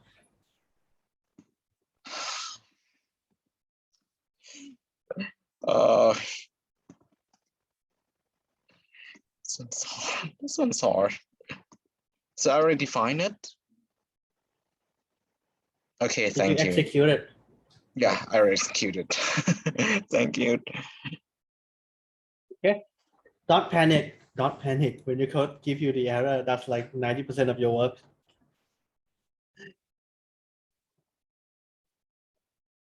Okay. So as a programmer, you should not be panicking at your error. Okay, so what about the rest? We have like 40 people here, but only 14 people. Raise hand. Did you forget to raise hand or you lost already? You can tell me like which one. You with me so far? You get this picture, right? Who cried though? Let me see who cried. Is that where you saw it? No? Okay, you stop crying anymore. Okay, sounds about right. You should only panic when Stack Overflow. Make fun. Make fun. Okay, make this a meme, someone. You can post it on a meme board for CS, right? You know, when I was a grad student, there was one teacher who was very funny. So what student does is that the student make a Twitter channel for him, and it say what Mark says today. And it's funny. I think it's still there. Let me Google. Let me find it real quick. What Mark says. Twitter. I think he's Mark Weiss. Says Twitter.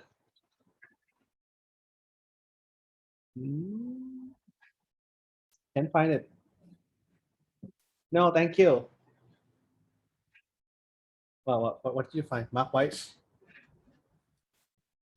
Stack Overflow error meme. Okay, good. Put in some meme. Okay, I don't know where it is, if or even if it's still there. Okay, so let's get back to what we need. Yes. All the nodes will be uploaded unless I forget. If I forget, then like remind me, like ping me 3 times. Okay. If I forget to upload the node, ping me like 3 times because I tend to forget.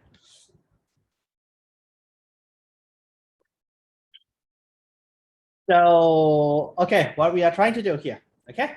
Remember, we are trying to figure out whether we want to keep the left or the right, right? So that means to keep the left, that means if let's say you try to keep the right one, it's clear on this guy is to keep the right one, right? So that means your left and right bar will need to change accordingly, right? Your left and right bar need to change accordingly. So which means that if you pick the left, right? If pick the left, let's say the left, the right first, sorry. If you pick the right, as in this picture, if you pick the right, that means the new left bar, right? The new left is your center, right? Someone say with me, new left is center and the right doesn't change. New right is all right. Right? And if you try to pick the left, right? Let's say the solution is on the left for some reason. Okay, then your new right is the center, right? And your your new left is your old left, right? As simple as that. As long as you know how to pick the left and on the right, right? Oops. Okay, so far so good. And all you need to do is keep doing this in a loop, right? Keep doing this in a loop. Okay. So this is what I want you to do. This is what I want you to do. I want you to implement the following. Okay. Of the function f and initial left, which is a float, and right, which is a float, and n is an int, or how many times you do it. That's pretty good. This is what I want you to do. And I want you to make it yourself. So to make sure that you actually understand it. So it's exactly the same idea here, right? So that means if, so for example, in here, you just do this. You know, you pick the right, you replace the left and then you call it again. Okay, there are a couple ways to do it. So please do it and give me this guy. And let me give the F as well. Let me put up everything in the same function, in the same cell. So that is easy to see. Okay, so what I want is F 100, not what it should return is float. It should return the answer. So pick it yourself. Bisection F and left, which is 0.2, and right is 1.2. And let's do it like when we scan it, we did it 100 times, right? 1,000 times. So let's make it like 30 times. Okay, and then tell me what's the number. Okay, do this one yourself. Let me reset all this, and once you're done, let me know. And of course, you're gonna scream at me. Fear of feedback. Okay. Okay. Try to write this function yourself, so it should return the solution, right? By doing the method that I described above, right? You start with left and right bound. You find the center. You pick which one you would like to have, and then you update your bound accordingly. Okay. So do this, and if you're done with writing this, raise your hand so we know we are on the same page.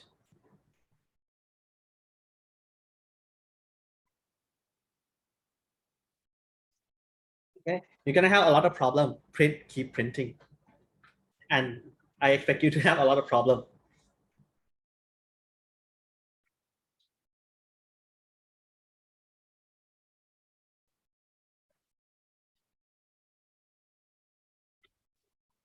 Okay, try to do this. You should be able to do it in like 10-20 minutes ish.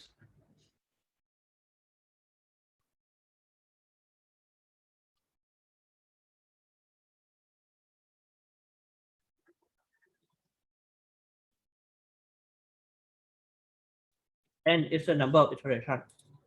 So you want to do this.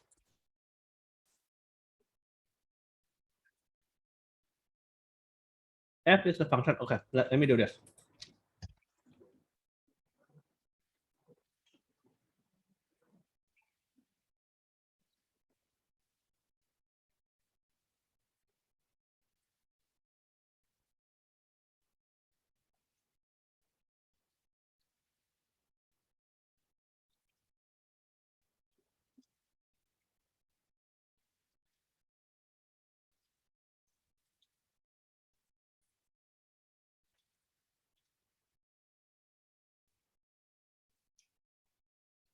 That's better. So eventually you want to do something like this. You know, dot dot dot is actually a valid Python code. It means pass.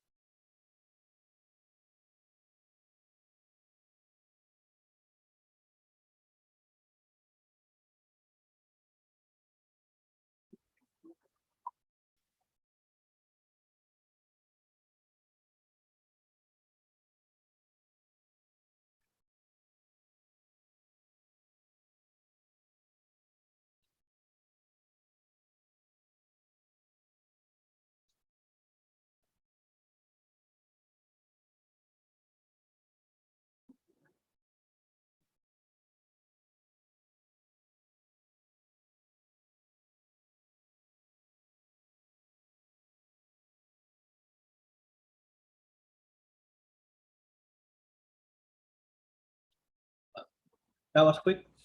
Thank you. That was quick.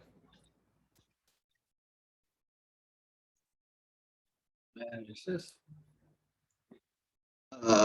So let me get this straight. So the problem is on that 16 line, right? Bisection 0.2 of the function of 0.2, 1.2 with number with number 0.30, and you want us to find the answer. right. So basically, where does it intersect? Right. Essentially where it is that when you plug your x in and it gives you 0. So that's for Parin as well. If you want to check if your answer is correct or not, plug it in. It should be like really, really close. You can understand that later why it's really close.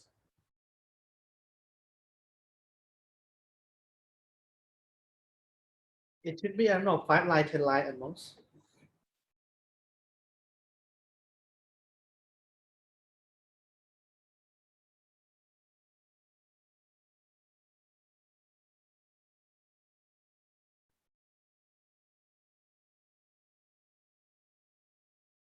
Gee, risky.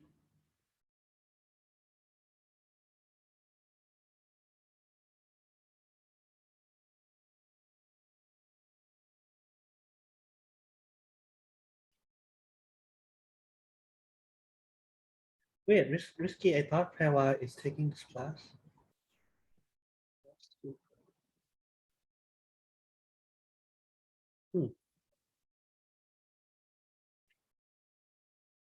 She has to take the class though. Maybe she's sick today or she forgot the class. I thought I saw her in the roster and so.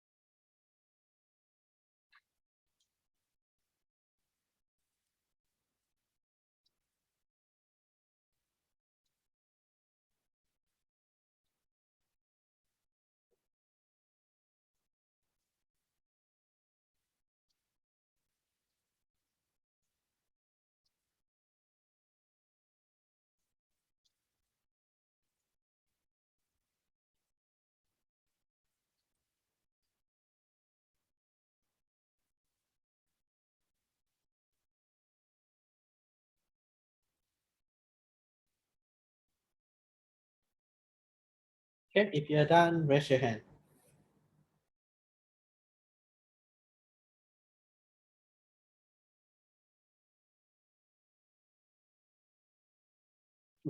Cry. Who's the one who cry? I didn't cry.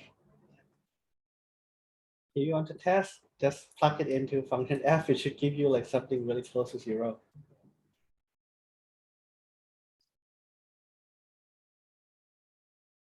Okay, this is the first class, so I'm gonna wait a bit because I'm pretty sure you haven't written Python in a while. You're still figuring out what was the syntax.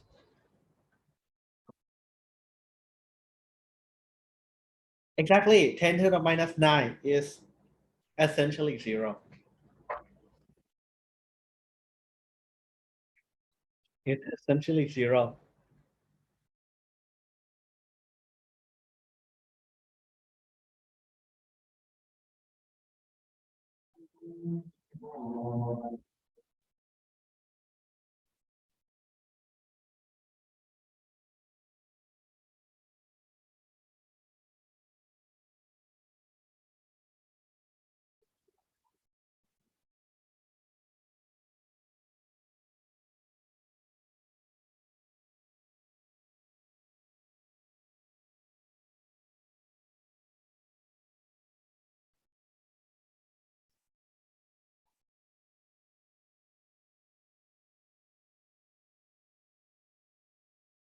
If you're done again, raise your hand so I know. If you have problem, keep asking though. Because typically if we do this at school, I walk to your computer and make you a joke, give you a joke or something, and then I help you.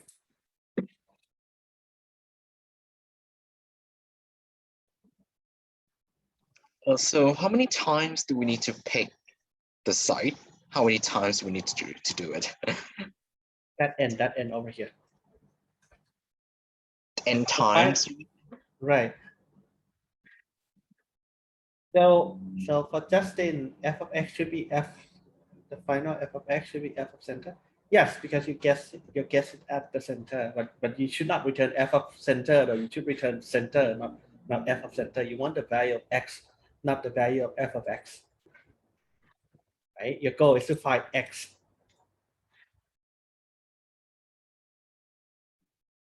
So we do an n time. What is n time then?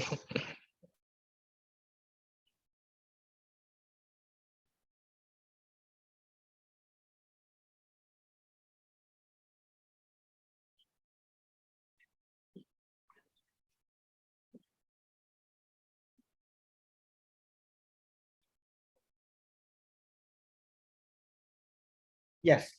So if you ask me whether that's correct, you can do the following. You can do the following, right? Range. There. Start, stop, and okay, start default to 0, and stop is omitted, and so on. So the answer is yes, but this is how you find the answer. Oh, Wikipedia works too.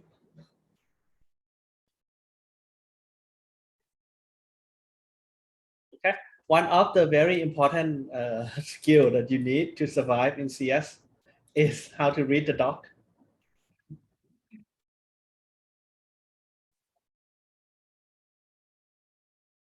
Okay, we're gonna hold your hand only in programming 1 or so on.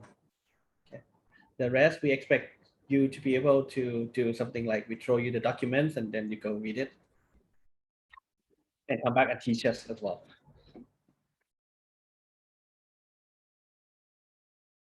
We're gonna hold your hands on very first few class. Maybe only the first class.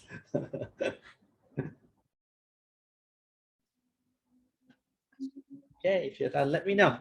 So let me help you a little bit. You should pick the left if the center and the left has the opposite sign, right?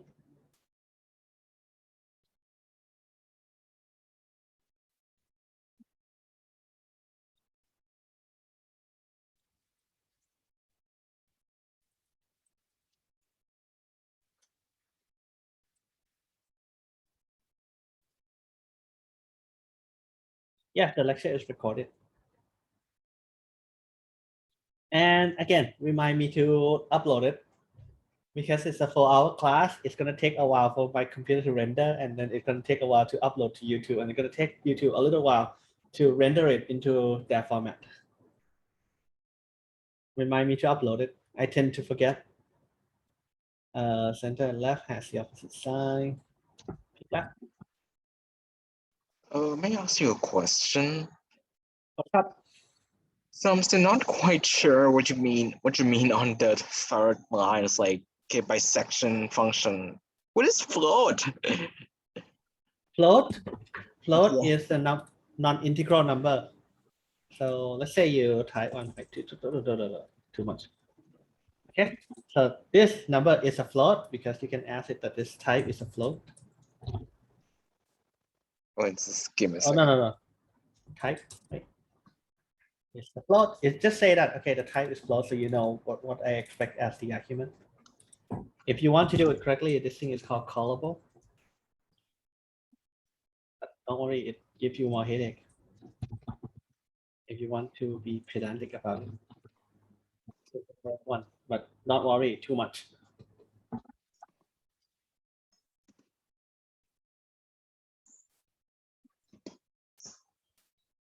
So basically, we picked site until we got like float.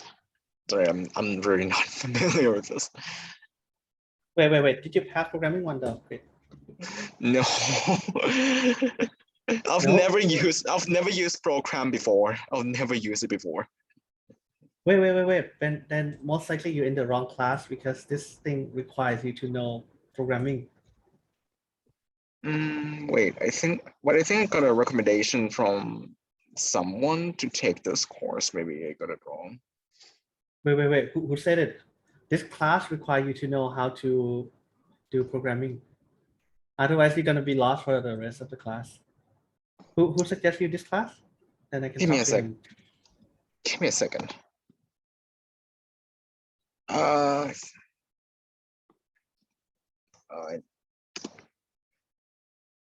think there's the one here. I'm happy that you sit in the class though, but you're gonna be really lost if you don't know how to code. Wait. I don't know who. I think it's another math professor as well. I'm not quite sure who is that. I didn't even mark the email. It's like, where is it? Who's your advisor though, by the way? He didn't suggest me this course actually. Professor Bacon, he didn't suggest me that course. Who's your advisor? Professor Bacon, once about. Ajahn Pakon, right? Yeah. Okay, so then you really need to take programming one first. With this class, it's gonna be like way over your head if you don't know how to program. Okay. Oh well. There are I'll two sections find. for programming one. There are two sections for programming one though. So they're gonna teach me like some of the basic or something. A lot more basic than what we are doing here. Okay, a lot more 'Cause it's- basic than what we're doing here. Because 'cause it's- right here you are learning two things at the same time. You're learning math and programming at the same time. Typically, you're gonna get so confused. Because I think it's simply take this course because actually there's another course that I think it's Professor PD. The other course is discrete math though that I teach. I think it was you that who I asked. I'm the one who emailed you about discrete mathematics. Oh, you pick between discrete math and this, and you Yeah. never take programming before. Take programming, great. I'm so sorry. Go take programming. Go take programming. I'm so sorry. Okay.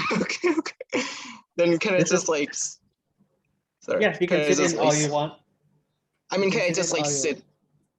I'll definitely drop this class for sure, but I just wanted to like sit until the end of this class and I'll drop out. I'm gonna drop No this. problem. Yeah. There's no problem. There's no problem. Okay. But I recommend you. How many terms do you have left? This is my last term, unfortunately. I mean, I simply took this because I thought it's gonna be important for me for my It's actually very doctorate degree important. in quantum chemistry. It's actually quite important, but you need to know how to program first. Or the other way is you go try to learn how to program over like a week or two, then you can catch up with the class. But it's gonna be hard work. Let me warn you.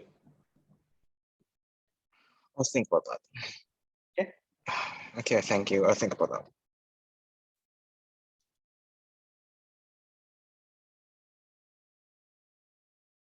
Okay. So if you guys are done, raise your hand though. Raise your hand. And I'm so sorry, kid. I thought that you had programming before that you asked me to take this, whether you want to take this class or not. In fact, my major is not even math. My major is chemistry.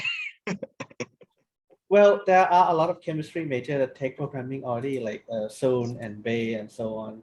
A lot of people take this Maybe already. it's just my bad. Maybe it's just my bad luck that my interest lies on like quantum chemistry, which requires a lot of math. Right. So I recommend you to do programming regardless You mean of what you want to do. You mean introduction to computer programming? Yes. Okay, I'll email Professor Sunson directly. Okay. I'll let him know too. Okay.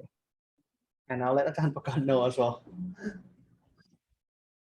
Okay. Okay.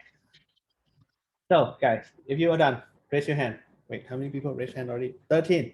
Okay, not good. So let's see. We update L and R to the left, right? So that means L stays the same and R is C. And for this one, we pick the right. That means your left it says C. You see, this magical looks very magical when you do it. It looks extremely short. Right? Should work, right? I guess. Oh, I forgot. What? Invalid. Wait, what? Oh, else, not else. Sorry, I was trying to do something else.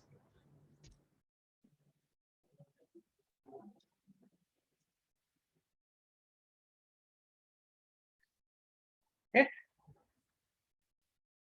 You can actually pack this in one line, or you can do a recursion on this as well.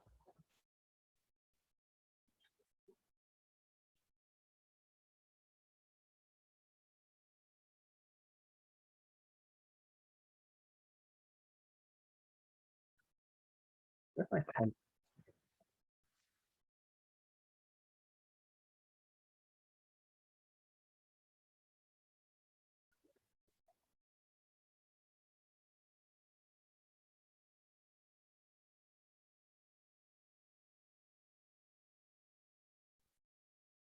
Okay. So I guess everyone has it, right? If I use my desktop, then you can push it on Git. 2 seconds.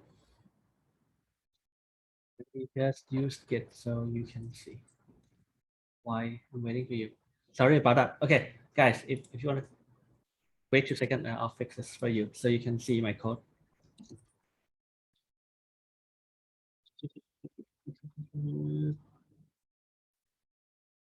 This one is easier. Code, copy, and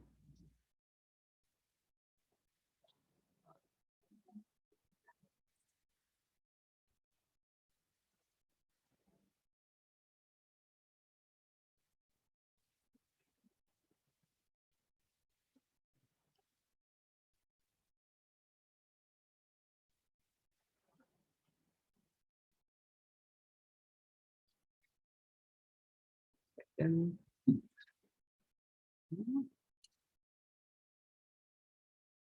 that's why I recommend it to do it on desktop. Now my problem will be much easier.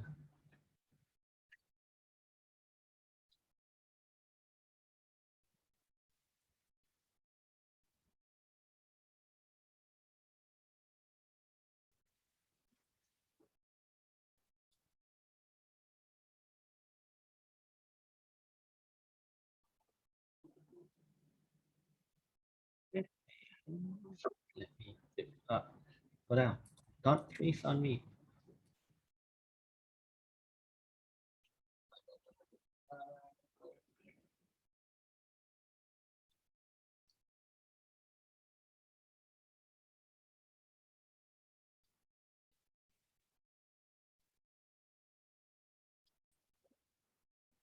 Okay.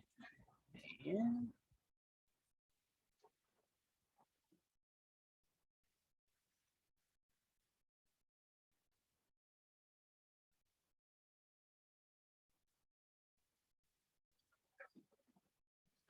2 seconds. Okay, there. So if you want the code that I wrote is up there on GitHub. That's that. On GitHub, this is what you need to do. You need to change the branch to refresh it one time and change the branch to class T1 2021. And that way you can just click on it and wait. So you don't really need to just read the screen. You can copy it and paste and read it on your screen. Right? For example, this guy, you can do this. Okay, so far so good. Okay, I'm gonna do it on my desktop now so I can push the code and you can see. Okay, so let me emphasize that again. So go to GitHub, at that page and then go to master and then click over here, change the branch to T1 2021 and then click the notebook that you want to see. It's going to show that. Okay. So if you're done with this, let me know immediately because the next thing is kind of important as well.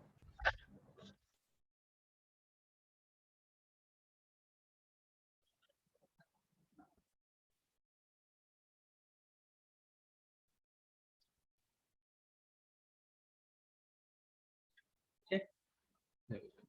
Did I screw up the hands again? We lower all the hands.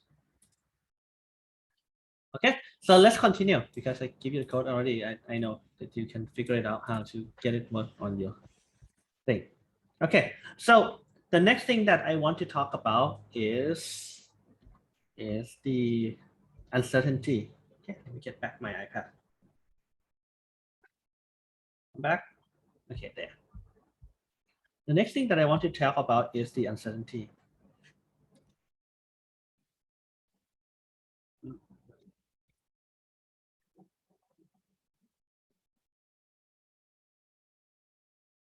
Okay, so let's say if you are left and your right. Okay, this is your left, and your right. And this is the center, right? If I give you this answer, okay, if this is your answer, let's say you do it like 100 times already, and your center is here. How sure are you with your answer though? How sure are you with your answer? What should I say, right? Because we want C plus minus something. What should I put here? Anyone has a good idea? What should I put there? Right? F center. F center, what do you think? F center is 0, right? F center is 0. No, that's not what you want. C minus L. Good, right? We want this. I'm going to say exactly the same thing as Suran said. We want like half of this range, right? We want like L plus R over 2, right? Not L plus minus R minus L over 2, right? That's half this range. That's what we want. Okay, which is exactly the same thing as C minus L. Okay, so far so good. So that would be your uncertainty, but let's think about the question that I asked earlier, right? In this class, it's about the effort versus what you have, right? The more iteration you have, right? The more iteration you have, right? The more iteration you have. So for example, you do it one more time, right? You do it one more time. What's going to happen with your error, right? Your error is your new center is going to be maybe here. Your error is now going down by a half. So I think it's quite clear that you can convince yourself the following, that the uncertainty is going to be the initial uncertainty, right? This thing is initial uncertainty. Let's call it initial uncertainty. Let's call initial uncertainty. And it goes down by 2 every time. So it essentially goes down by 2 over n. And n is the amount of effort you did. In this class, I'm not too serious about plus minus 1, whether you call iteration 1, iteration 0 or whatnot. I'm not too serious about it. Okay. So this thing is actually very good, right? The fact that uncertainty goes down by 2 every time is a very good news. Is it okay to change the bisection LRN because we choose it?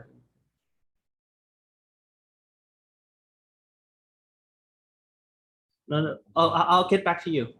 I'll get back to you, Setawut. It's something a little bit more general than that. Okay, let's talk about uncertainty first. Okay, so we can see that the uncertainty goes down by 2 over n at the same time, all the time. It goes down by factor of 2 every time. So it goes down essentially exponentially. Okay, so think about this. We did it 20 times. Wait, how many times? 30 times, right? We did it 30 times. That means our uncertainty, our initial uncertainty, right? The bound over here, the initial bound over here, the size is 1 because it was 1 minus 2 minus 0.2. The initial bound was 1, right? So that means we know that after we do it 30 times, what's going to happen is that our uncertainty is going to be 1/2 to the 30. 1/2 to the 30. Anyone know this number? As a computer scientist, you probably know this number. What's 2 to the 30? Approximately. Can anyone tell me? 2 to the 30. What is it? Anyone? 1 billion. Good. Because not 2 billion, 1 billion, 1 billion. Because you should know this, right? 2 to the 10, that's 1 kilobyte. 2 to the 20, this is about 1 megabyte. So it's about 1 million. 2 to the 30 is 1 gigabyte, right? 2 to the 40 is 1 terabyte.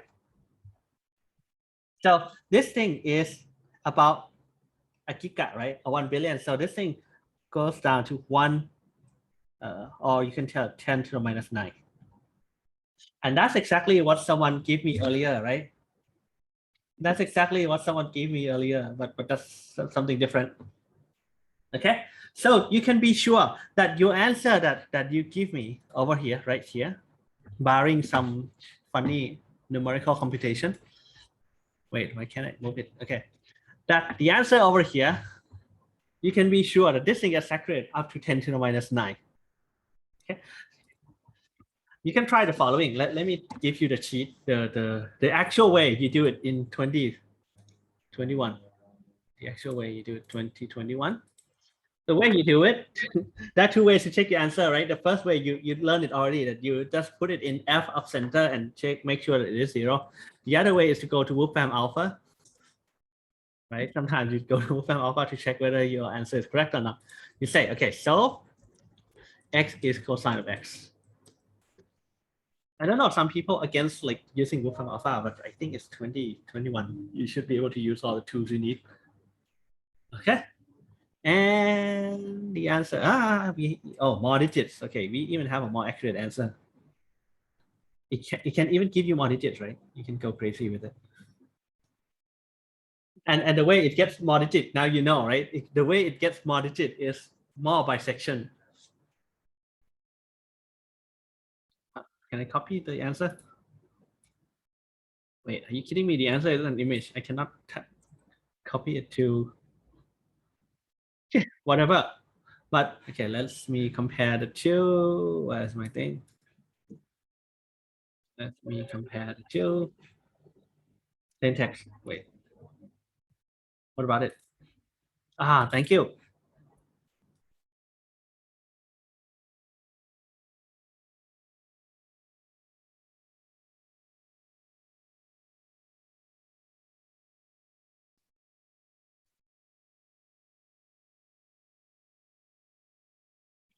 Okay.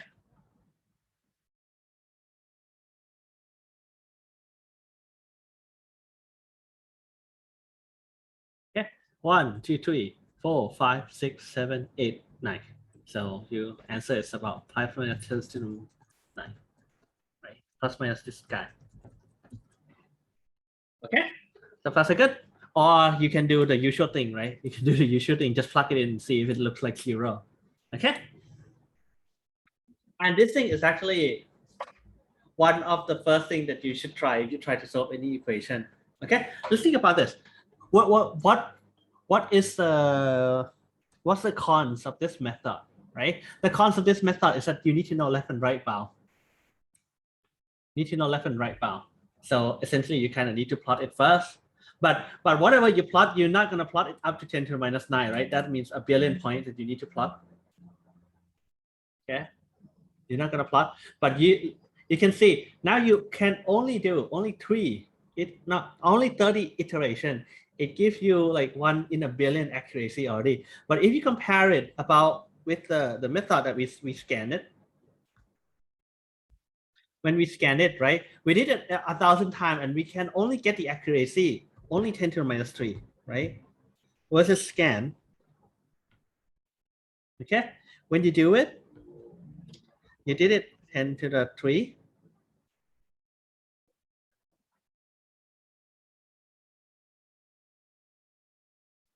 Okay. 1,000 times and you only get 10 to the minus 3, right? But on this guy, you do it 30 times, your accuracy becomes 10 to the, not 10 to the minus 30, 10 to the minus 9, right? You can see that this method, bisection, is a lot more superior than just scanning, okay? I think it's quite clear, okay? And in this class, one of the things that is important is to compare how much effort you put and the error, how to compare it, okay? So we say it's the following, okay? So for this guy, so for bisection,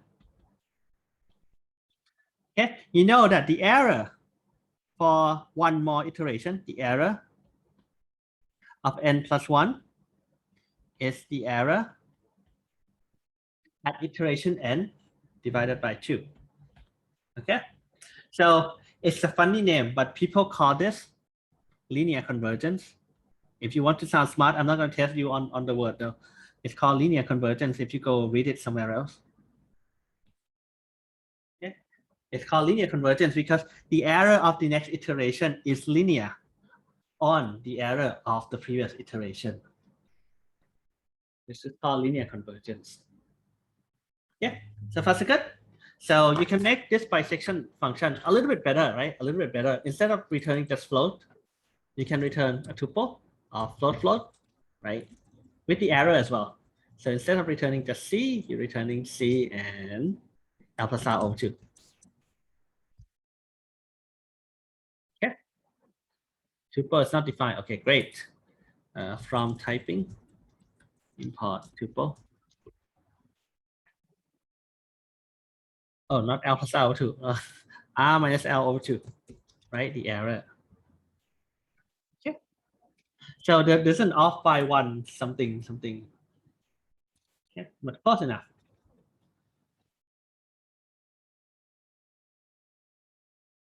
F of, you can do this, right? You know that this thing is X and accuracy. So it is X, ACC, and F of X.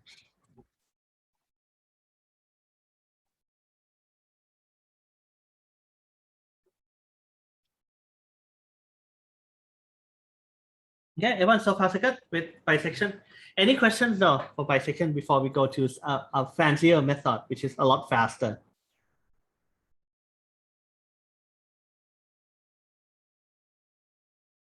Okay, and the way you can verify it, of course, I highly recommend you plot the graph, right? You'd say xs is np.lim space,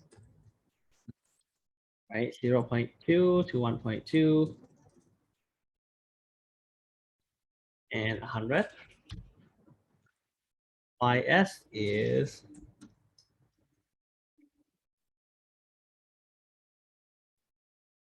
right, and then we can plot the two.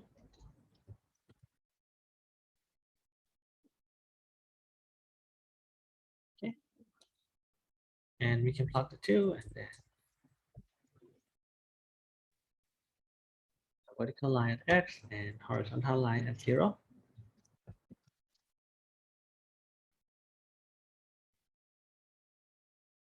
Okay, you can see it's the exact match. Well, because it's 10 to the minus 10, you cannot see the resolution. Okay, any questions so far though on the bisection?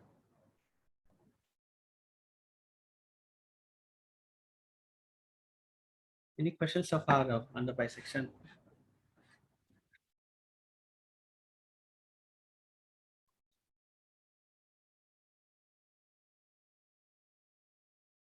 Okay, looks like there's no question, right? Right. Look to me. Okay, so I assume this only start with one solution. Actually, it works for two solutions if, well, if as long as your bound contains one solution, okay? As long as your bound contains one solution, as long as your bound contains one solution. So in the homework, you're actually gonna figure out how to do it with multiple solution. Okay, so let's say some function gonna do this, right? then all you need to do is to figure out the bounds.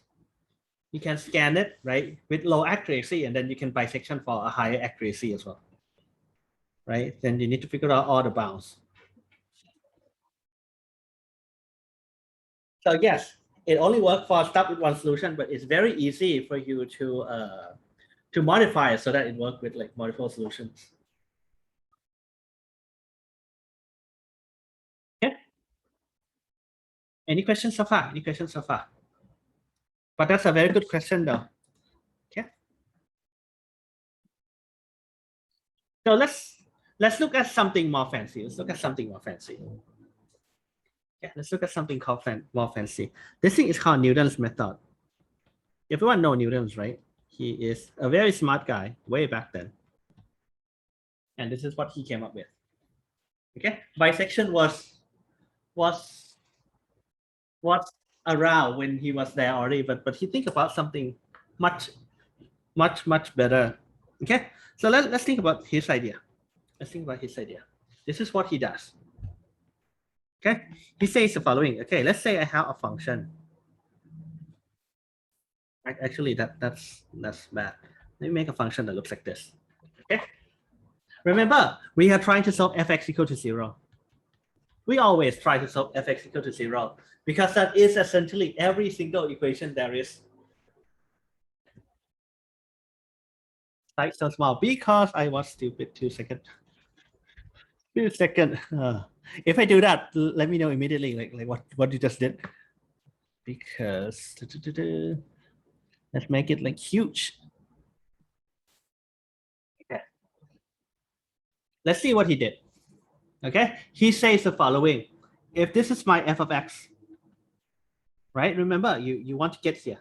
You want to get here, and you don't want to scan it, right? You want to use as much information as you have at a certain point. So he says the following. Okay, here's what I'm going to do. We are going to start at some x. Yeah, we're going to start at some x. I'm going to go up there. Okay. I'm going to go up there. And I'm going to use as much information as I know about the function at this point. Okay, we're going to use as much information as we know about that point. So you may ask, Ajahn, what do we know about the function? We actually know the whole function, right? We know that fx is x minus cosine of x, right? So that means the other thing that you know is the derivative, right? You know the derivative. That derivative at this point is something that looks like this.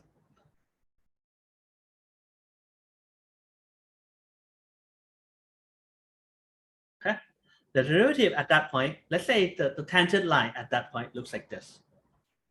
Okay, so that means if the function is linear, let me give you a very small slide. I'll come back to this. If the function is linear, so that means it's a straight line. If the function is straight line, so that means if you guess x, your first x over here, and if the function is linear, so that means your next guess is right at the solution, right? So your next guess is actually not bad.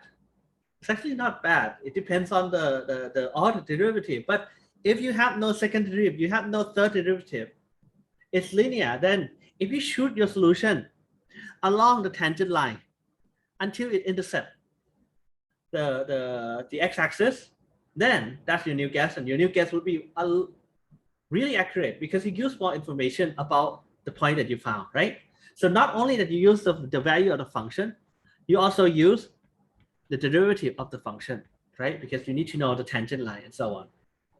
Don't worry about the detail now. Let's understand it in a physical term first, okay? That you want the tangent line and you want to find the intercept. So this is the tangent line. We're going to figure out how to find each line later. This is the tangent line and your new guess. Okay, so let's call this x0. This is your x1. This is your new guess.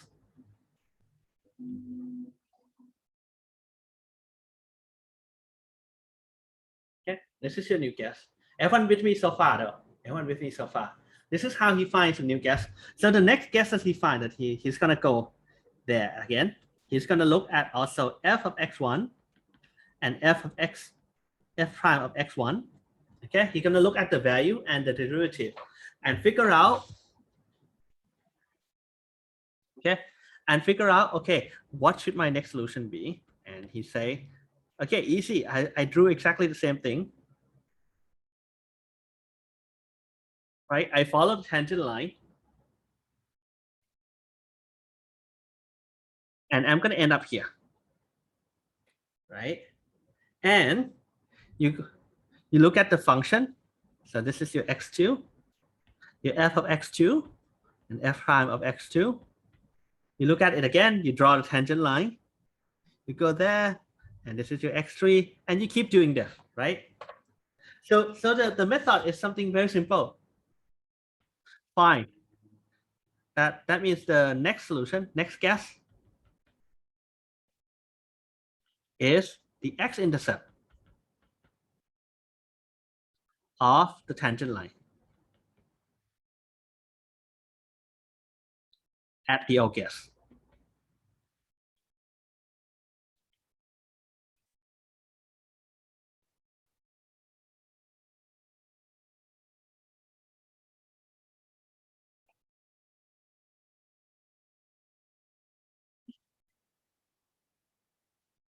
Okay, is everyone with me so far? Is everyone with me so far?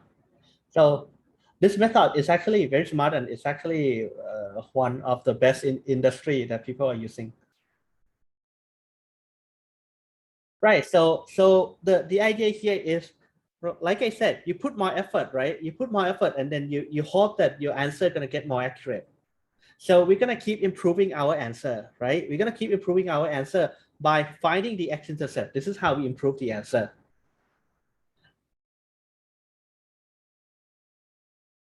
Right?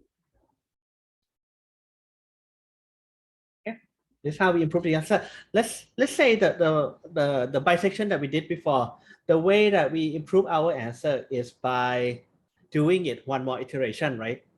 Dividing it by half again, dividing it by half again, and so on. That's the way we improve our answer. This is the same idea. We want to improve our answer. We hope that next guess is the better than the old guess, right? Better than the old guess. And the way we find it, we look at it geometrically. Okay, we look at it geometrically that, okay, f of x is here, then I find the tangent line, then I find the next intercept. This is your new guess. Okay, and then you keep updating your guess again, right, by finding the intercept. And you hope that your answer will get more and more accurate, which will prove it, but not this time though. Maybe next time, or you can read the lecture notes. Okay, that's a very good question. It still not reach the exact answer. No. Because of the following, like every numerical computation, right? Even the bisection that you just did, what you did is you are approximating some number. You are approximating some number, and then you have the uncertainty to the right, right? You hope that you get a better answer. What that means that your uncertainty on the right will get smaller and smaller. Okay, it will not reach zero though. It will take infinite number of iteration to reach zero. But how fast it reached zero, that tells you how good the algorithm is. Does that answer your question, Saran? That's a very good question though. Okay, that's a very good question. Any other question though? So no, we will never get the exact answer.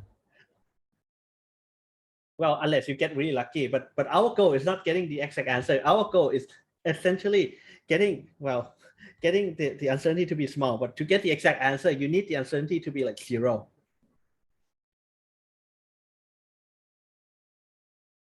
Okay, that was a very good question. Any other one? Any other question?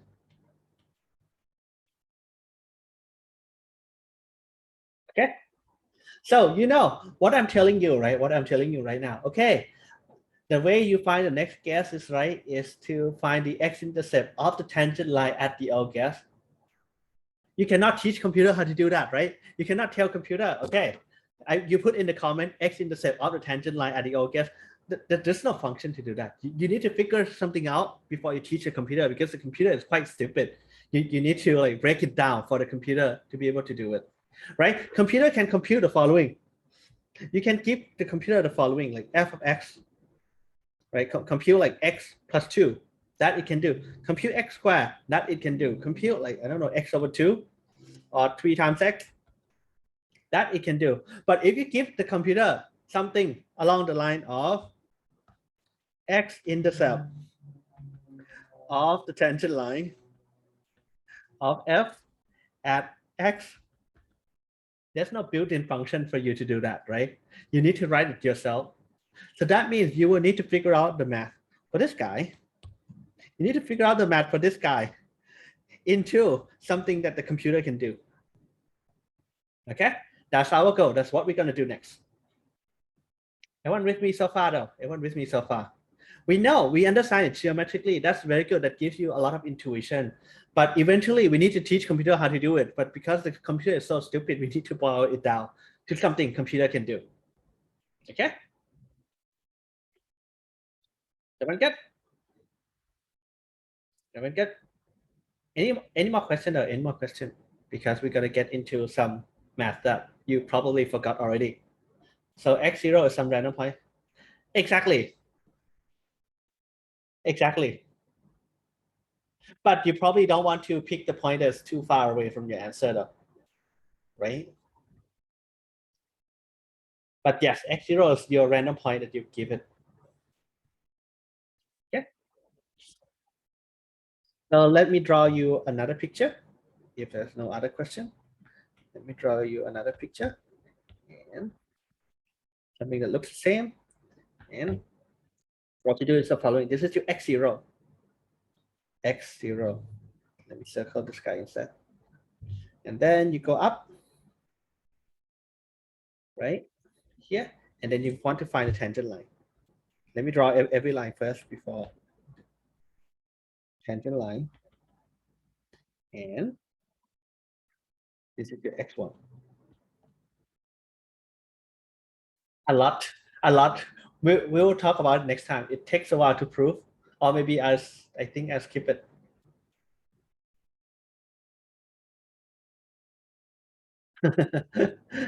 Maybe I'll skip it, but it's a lot faster, a lot faster.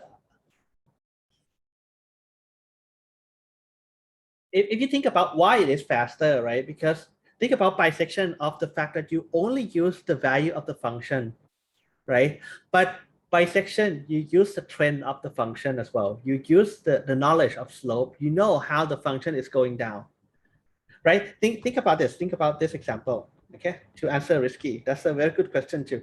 Think about if the function is linear. If the function is linear, bisection, only look at these 2 points, right? Only look at these 2 points, and then I don't care what happens. The next thing that I'm going to do, I'm going to split it in half. But if you are a little bit smarter, right, then you know, okay, maybe this actually has a name called secant method. Then you know, okay, the trend of the graph looks like this. Then probably maybe the place that I should guess is this guy, right? Not the middle. Okay, this is sort of a modification of Newton's method. Newton's method is actually even faster than this. But you get the idea, right? You use more information about how the function is moving to actually give you a better guess. Bisection doesn't care. No matter what the function looks like, I'm just going to divide that by half. Okay, does that sound good? Risky? So the intuition is there. The fact that this faster. Oh, it's a lot better than that. It's a lot better than that. We'll talk about that. We'll talk about that. We'll get to that. It's a lot better than this. But before you be able to do this, you need to know Taylor's theorem, not Taylor series. You need to know Taylor's theorem, which is next time. Okay. Good. Keep your curiosity until next time. How fast it converges, but I can tell you the intuition why it converges faster, because you know how the function is moving. Right? So let's do this. Let's find x1. So the goal here is to give the formula x1 is x0 plus something, or maybe multiplied by something, some simple arithmetic that is not the intersection of the slope. right? Okay, so the goal here is to find x1 is equal to something like x0 squared plus 2 or something like that. Okay, so let's do this. So you know that all these problems that we talk about, right, that computer have no idea how to find the intercept of the tangent line. We need to teach the computer what is a tangent line. What is a tangent line? Can anyone tell me what is the equation for a line? Equation for a line. Tell me. What is the equation for a line? How do we find this equation, right? So it seems like everything boils out to look to like what is the equation for this line. Very good. Mani suggests y is mx plus c. So guys, if you want me to call you by nickname, give me your nickname too. Even though you need to tell me like 4 times before I can match your full name with your nickname. Okay, so y is mx plus c. Okay, so we know this is what we did in like high school and whatnot, right? That means our goal to figure out what this line, green line is, there are 2 numbers that you need to figure out, m and c, right? You need to figure out m and c. How do we figure out them out though? Anyone has a good idea? How do we figure out m and c? What do we know about the line?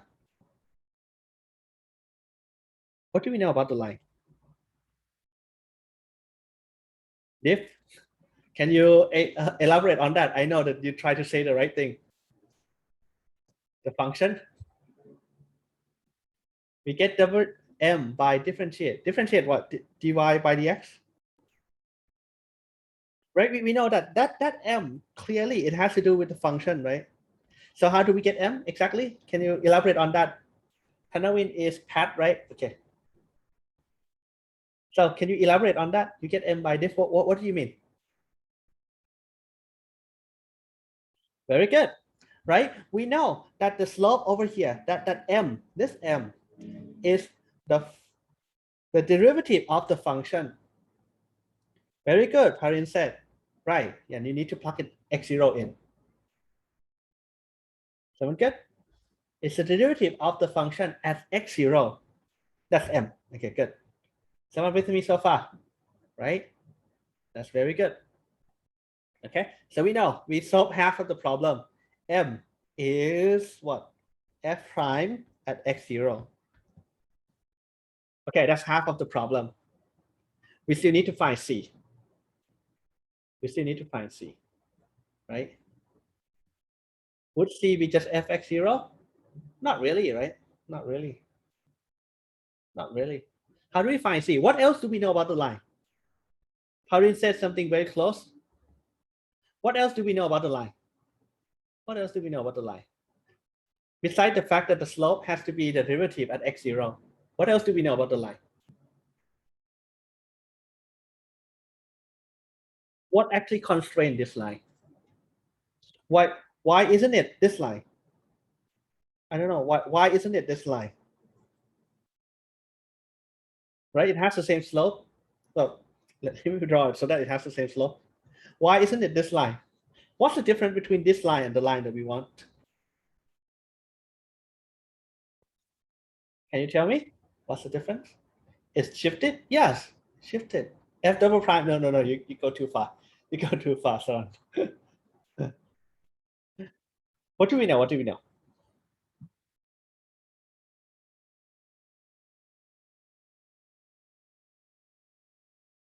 What else do we know about that line? How did you know that this line is not the one you want? How did you know? The intercept. Very good, right? It has to pass through this point.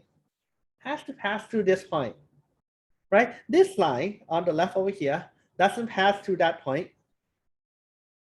So it's not the line that we want. So the other thing that we know that it has to pass through this point, and this point is the value of x is going to be x0, right? The value of y of that point is going to be fx0, right? That's how we draw the black curve. That's good, right? So we know that it has to pass through this point. But how does that help though? How do you find C? How does that help? How does that help? Remember, our goal is to find C. We know something about the line. But we need to find C.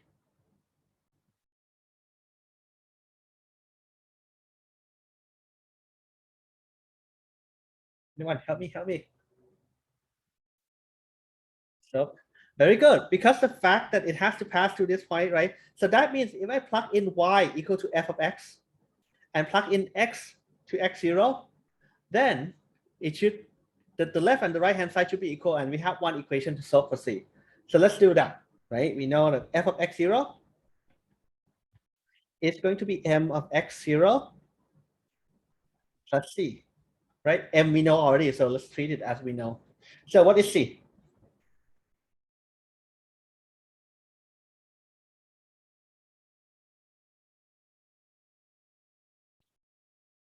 What is C then? Very good, right? You just move it to the other side, just f minus m, right? So it's f of x0 minus m, which is f prime of x0. Let me just put that thing in. Actually, let's put m. Let's put f prime actually. And then x0. Okay, so far so good. We know m and c. We know m and c. You guys are with me so far, right? If you're lost, let me know.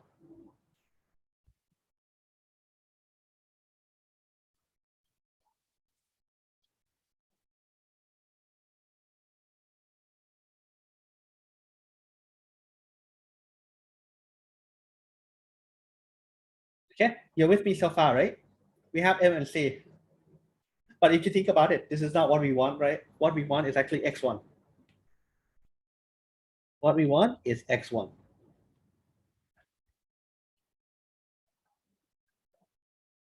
How do we do it though? How do we find x1? Right? X1 is the x-intercept. How do we find x1? We know the whole line already. We know m, we know c. How do we find x1? Very good. Van suggests, Ajahn, that's easy. That x is the point where the line, the y is 0, right? So that means you just plug in y equal to 0 and solve for x. Okay, so let's do just that. Plug in y equal to 0. So 0 is mx plus mx1 plus c, right? Or you can say that what x1 is minus c over m. Okay, and this is the next guess that we want, but we're going to simplify it a little bit, right? We're going to simplify it a little bit.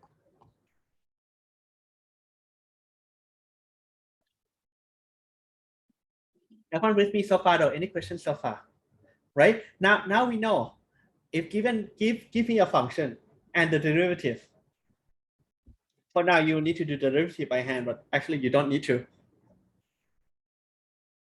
Okay, then you can find m, you can find c, you can find x1. Right? That means you have the next guess. But let's simplify it first. Let's simplify it first, right? So we say that x1, I put it in pink. x1, oh, this is actually hard to read. Wait 2 seconds. x1, right, is minus c over m. And let's put everything in, right? So minus c over here, which is f of x0 minus f prime of x. Did I screw up the sign? Wait 2 seconds. I screw up the sign because there's a minus sign in front. Wait. So minus c is going to be f prime x0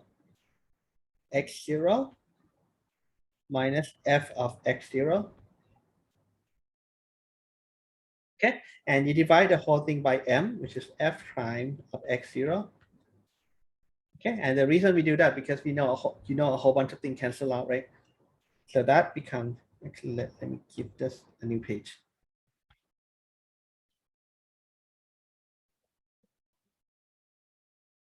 Or either way, I can just delete these 2 lines. Okay, that becomes x0 minus f of x0 over f prime of x0. Okay. And if you want to be fancy, let's just change it, make it more general. This is called x1, x. n plus 1. This thing x of n. This thing is x of n. And this thing is x of n.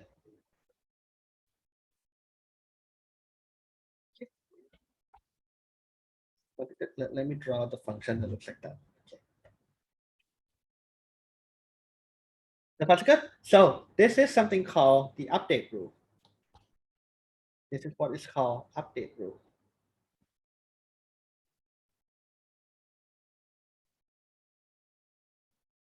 Because what it tells you is how to get a better answer based on the previous answer, right? And you know, the thing on the right here is what you can actually give the computer the instruction to do. It's much better than the instruction, say, find the intercept of the tangent line. Okay. So a lot of you ask this already. Let me spoil you because the proof for the error rate is a bit involved. You can read the lecture notes. So the lecture notes is on Canvas. So the error rate looks like this. So before bisection, right? So bisection, let me review you. Bisection, the error rate is en plus 1 is en over 2. But for Newton's, we haven't proved it, but trust me for now, it's en plus 1 is on the order of en square. Okay. This is called the linear convergence. And this is called quadratic convergence. Okay, you may ask, Ajahn, it doesn't look better, right? En plus 1 is en square. Why is it better? Let me digress a little bit and explain to you why this is a lot better than the top one. 2 seconds. Not color. I want to copy. No, not that one. Give me this guy. Okay. So the reason it's better, right? So this thing goes down by a factor of 2 every time, right? Let's say en. That means if you start small, okay, if you start small, it means that let's say your error is 0.1. Your next iteration, you do it one more time, 0.01. Right? So this thing is 10 to the minus 1, this thing is 10 to the minus 2. The next iteration, the error is 0.001, 10 to the minus 4. And if you go even crazier, you do it one more iteration, 0.000, well, let me just call it 10 to the minus 8. Okay, you can see this is why quadratic the quadratic convergence is very desirable.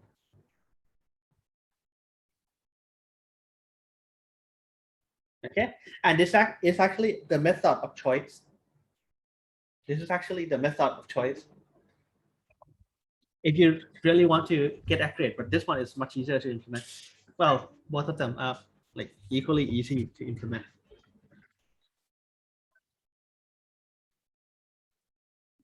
Okay, so any questions so far though? Any questions so far? So we have the update rule, and this is what we're gonna need to do, right? And we know that it converts really fast, like crazy fast. Any questions so far though? Any questions so far?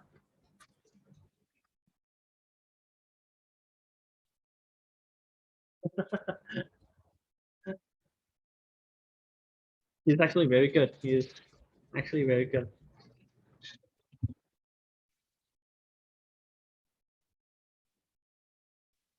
Any question though? Any question about this, right? Remember our goal, this is the theme, that we're gonna get some answer and we want to improve our answer. Right, look at what he did during COVID, right? There was, what was the outbreak though? I don't remember. There was an outbreak in London and Newton was stuck. Some sort of outbreak in London and Newton was stuck with the lockdown and he did math. But what we do is YouTube and games. You see how human got evolved over time. Okay, so let's write this down. Bubonic plague. Right, that sounds about right. Janka? It's linear conversion. Thank you. Quadratic. Quadratic.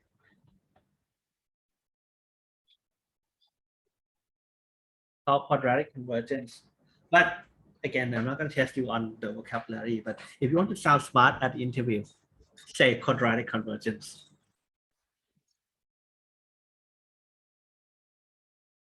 The interviewer may have no idea what it means though. But all you need to do, know that it goes down like square. So it goes down like crazy fast. Okay, so let's implement this. You know it's 3 lines, right? You just need one for loop to run this. It's 3 lines. But for now, you need to compute the derivative by yourself. Next time, or maybe next time, we're gonna get the computer to do the derivative for you. Wait a second, my mouse. Yeah. Dan Cup Newton don't have computer. Oh, good question. Good question. I gave a talk this morning and I say the following. Do you guys watch Netflix? If you haven't watched this one, go watch this movie. It's about this guy. It's actually about something close. It's called Euler method, but close. It's called Hidden Figure. Okay.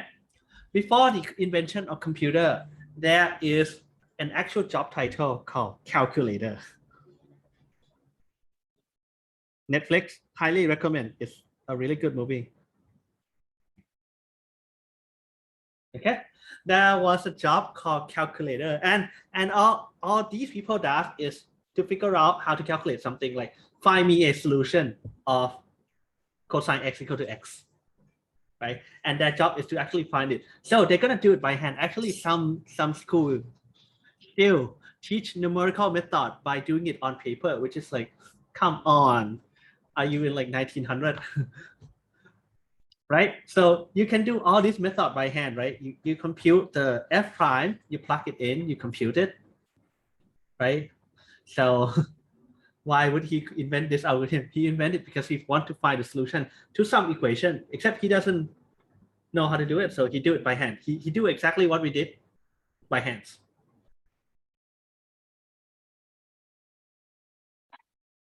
So yes, go watch the movie. Then you get it, what I meant. Calculator was a job title maybe about 50 years ago. I think. It's a good movie though. Anyone watch it already though? Anyone watch it already? I think it's still on Netflix. Good movie, right? It's about this. So he did it so because he are going to solve the equation by hands. Okay. And in the movie, they mentioned Euler's method. We probably not gonna cover this guy, but you can do it as a project. Euler's method.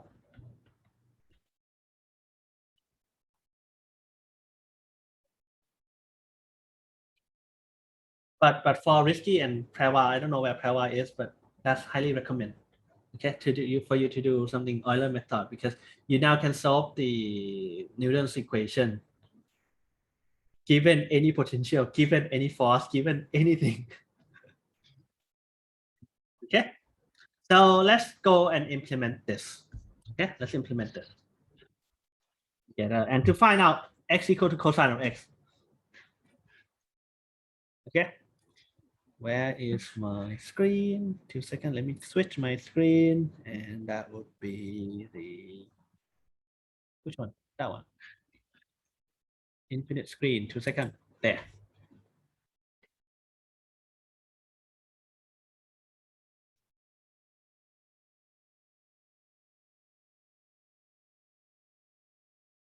Okay, infinite screen.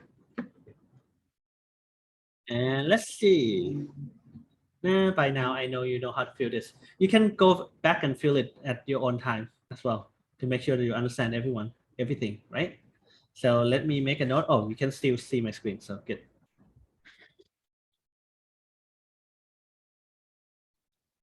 So, okay, a lot of people have problem making this plot. So let's write Newton's method. Let's put it over here. Yeah, so let's call it def Newton. Oh, and that went back to someone's question. I'll get back to you. And then you give it x0, right? And then you give it how many iterations you want, right? And it should give you your answers. Okay, so someone earlier asked me, why did you put f as an argument? Python is one of the very few language that it treats the function as the first class. You can pass in the function as an argument. So for example, I can give you this g of x, right? Return x plus 1, right? And I can take the function, let's say magic, take in f and return f of x plus 1. Okay. Right. Oops, sorry. So then you can do the following. You can do magic g1. Right. So it's gonna, let's say the thing add 99. Okay. So you can pass in the function as an argument and it will call that function for you. It's called g, doesn't call f. Right. Okay. So that is very convenient for you to actually put in the function that you want to solve as the argument. It's one of the few things. You're gonna learn some Python trick in this class as well. Eventually, you're gonna learn something called higher order function because you are really lazy.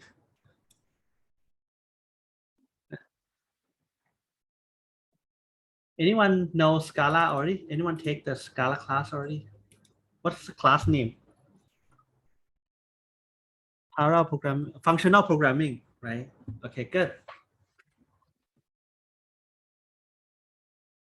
So that should be easy for you. You know what a higher order function is. It has many different names though. Some people call it functor and so on. Okay, then help me on this. F of x, right?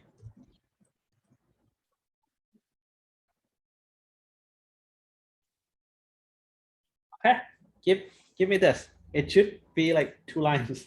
Oh. For this one, actually, you need the f prime as well. So give it f prime first. Okay, so f prime. Today you need to do it by hand. Next week you probably don't need to do it by hand anymore. Yeah, so for this one you differentiate by hands. I trust you know how to differentiate this.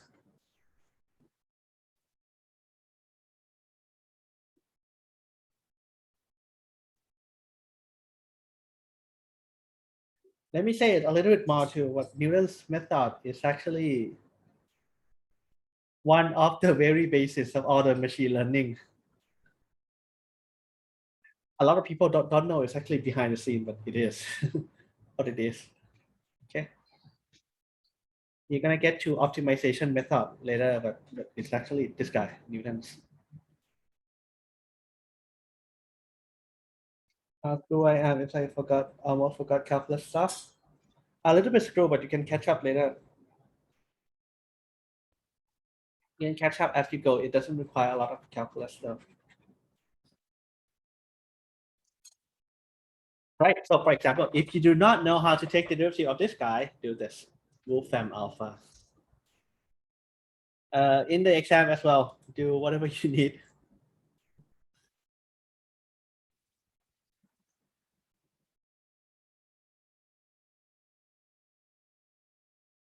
Right. If you don't know how to take derivative, then do this. A Python question, why declare the function in the argument? Can we just use f and f3 anyway? Oh, the reason is the following. Let's say you want to solve some other function, right? Then you don't want to write the inner loop for Newton's. It's not Python function, it's more like styling, right? So let's say you want to find the solution to the following. Okay, x cubed, right? X cubed minus x minus 1. Then you don't need to write the whole f prime or f again. Right? Then you just need to give it just g and gp. Okay, that's some more of the styling.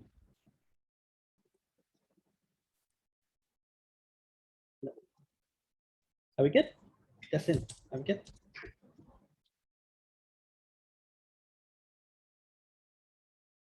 Right. So another thing is called okay. Since you asked programming question already, so it's called, this thing is let's call self-contained, right? You do not rely on the global variable.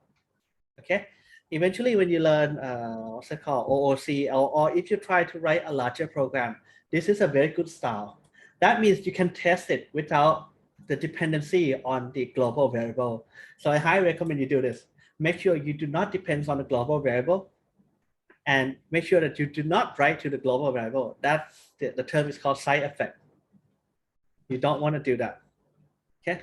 This thing is self-contained. That means you can test it on its own. It's a good function. It's a good programming style.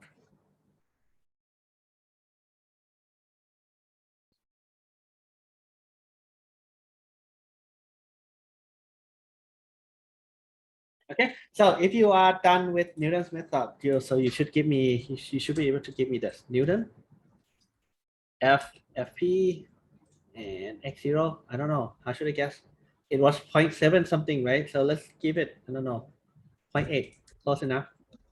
And let's do it 5 times. It's the most that you need. 5 is probably the most you need. Typically, you end up at 3. I'm going to show you something later, which you're going to watch YouTube tonight about this. You're going to love it. Why does it try to print? Wait, no, I'm not trying to print.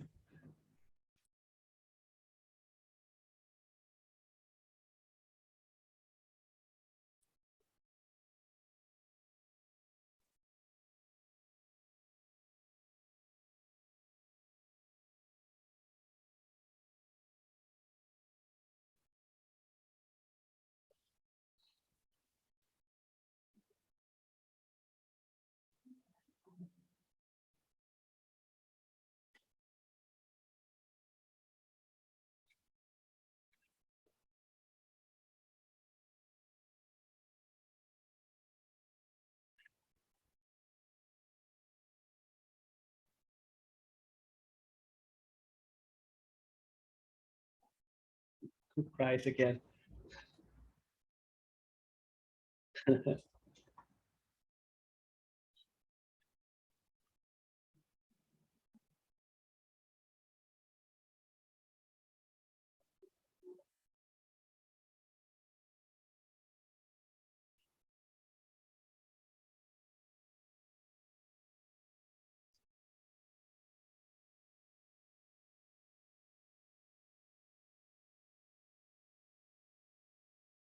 It should be like 3 lines, right? Okay.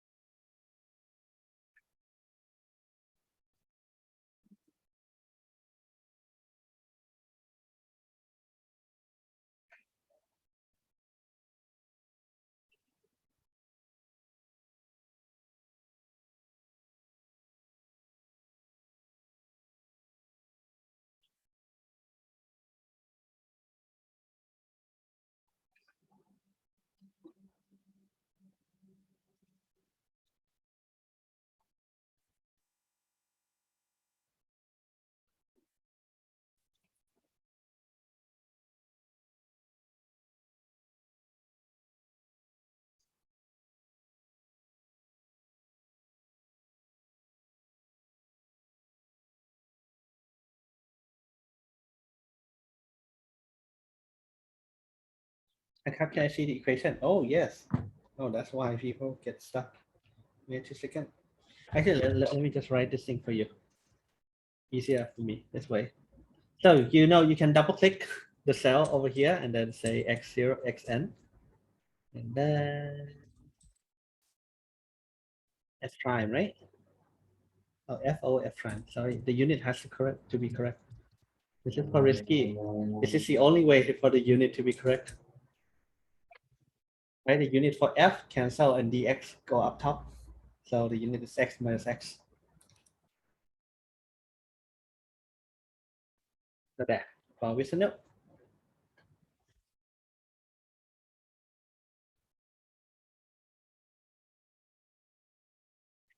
Okay, sometimes you forget which one over which one, right?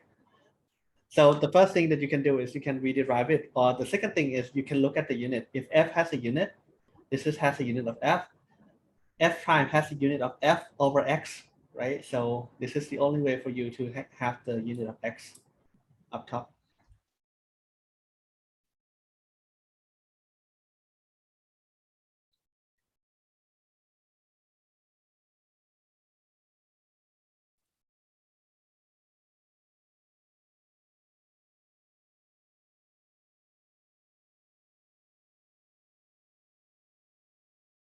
So let's do this. So this is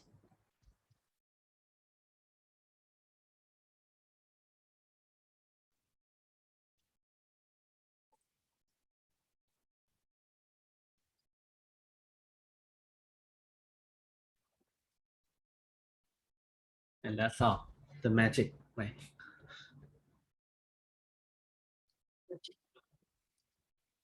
Let's do it. Oh, wait, cosine is not defined. This is what you need to do, np dot cosine. Or you can do math dot cosines. It is the same thing. And I forgot to print.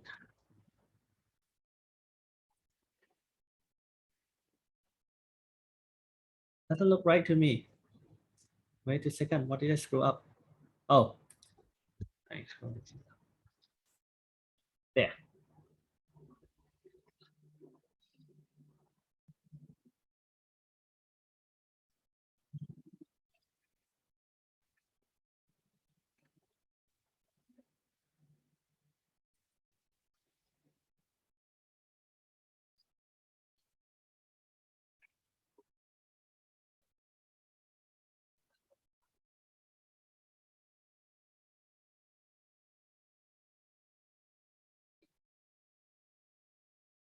Okay, raise your hand if you are done.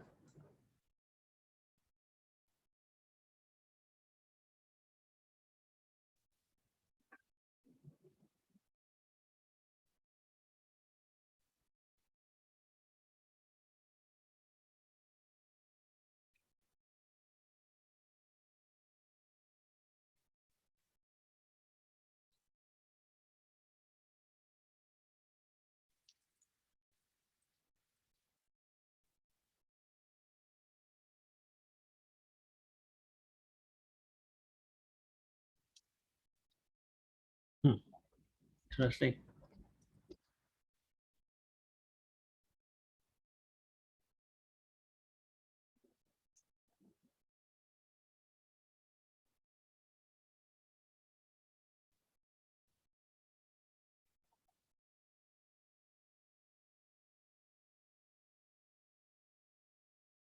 Okay, if you're done, raise your hand so I know that you are good with what I'm doing.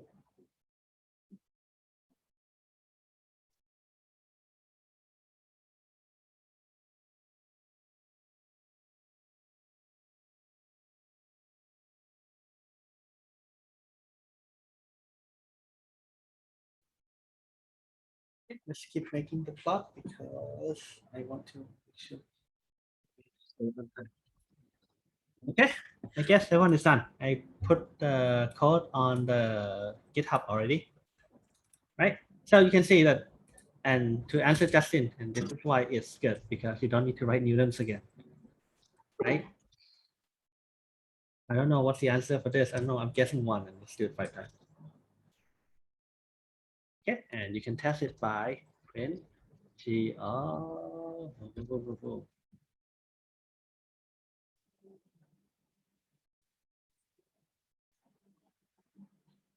Okay, you can see it's crazily close to 0.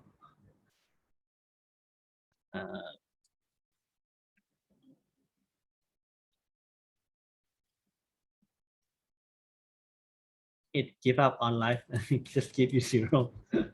Too small. Newton's method is crazy fast. Okay. So I think everyone is good, right? So let's do the next thing. Let's do the next thing. Let's do this next thing. This is one of the things that you learn in life. If you go fast, sometimes you fail.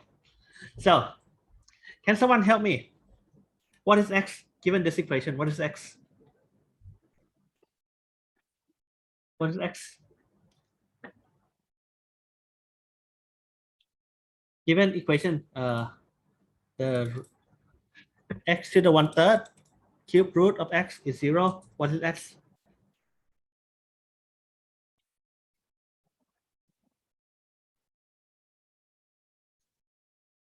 Right, x has to be 0, right? You can even plot it. Let's plot it for fun.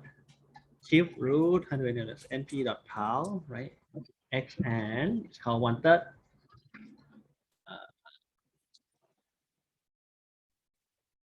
Found this thing ys and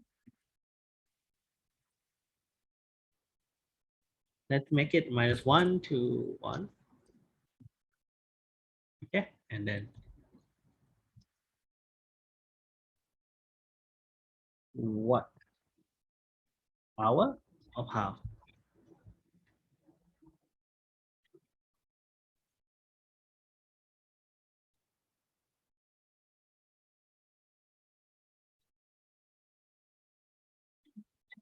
Oh, wrong. Someone wrote it wrong. Do this. Someone wrote the power wrong. And I forgot to put in parentheses.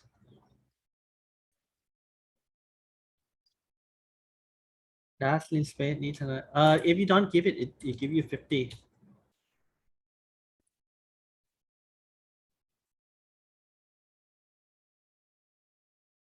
Oh, I don't want to do this. Okay, so, but it's actually,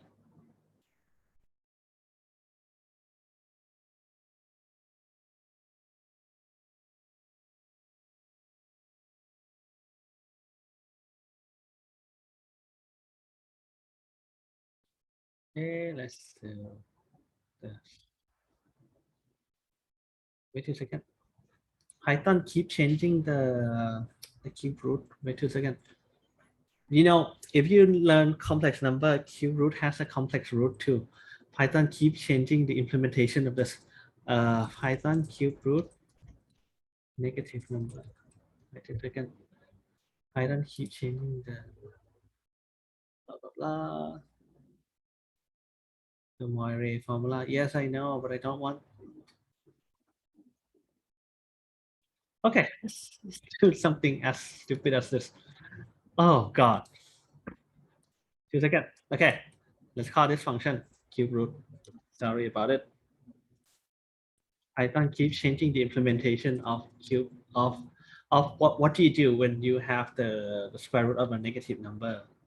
But the cube root of negative number, that's something meaningful.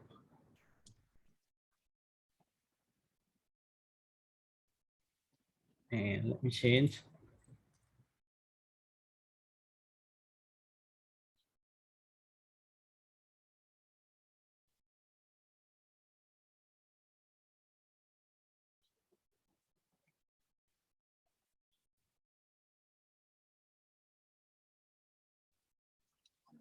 Okay, sorry about that. This thing gonna look so confusing. 2 seconds.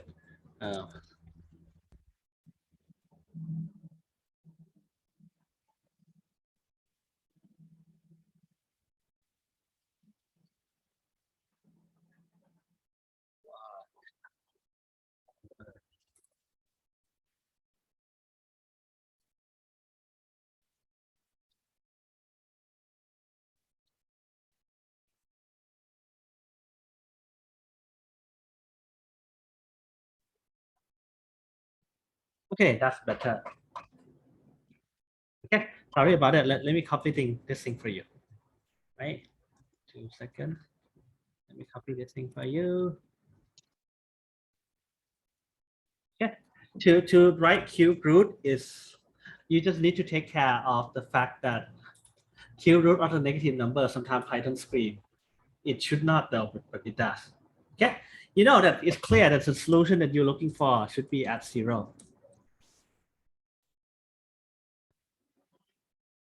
Okay, and let's say the color is red.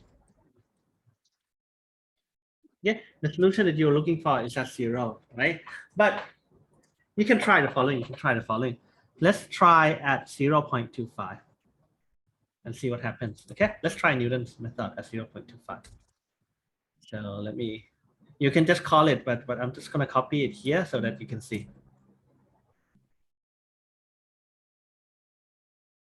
So you can see, and let's say cube root prime, right?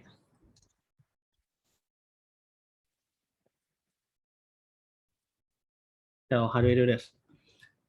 If 1/3, right? 1/3, and is x to that.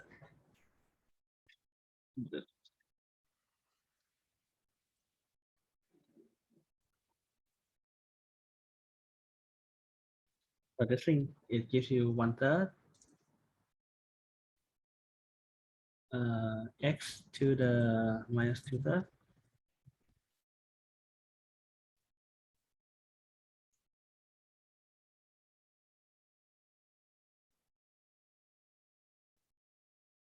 Okay, so it's gonna look like this. It's x to the 1/3. This is the okay. This is the derivative, and then you can try Newton's method on it. So you can try Newton's method on it. So it's become cube root Newton, cube root, cube root e, and we know it's about 0, right? So let's make it start at 0.1. Okay, and let's say it's about, let's do it 3 times. Let's do it 3 times. Okay, now just to make sure that you kind of understand what I'm trying to do, right? What I am trying to do is the following: is I'm trying to solve cube root of x equal to 0, which clearly it has to be 0. Okay, and I do it with Newton's method.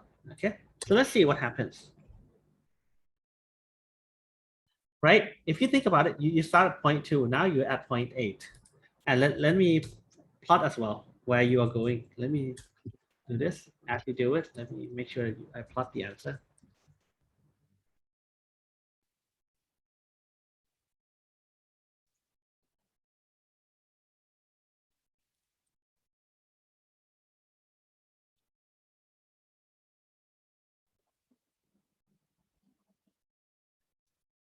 Put something a little bigger over here. And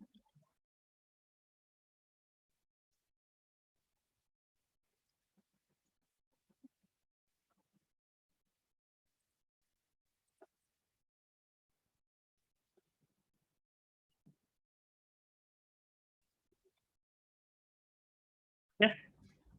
So let me push the code as well because I just want to demonstrate something.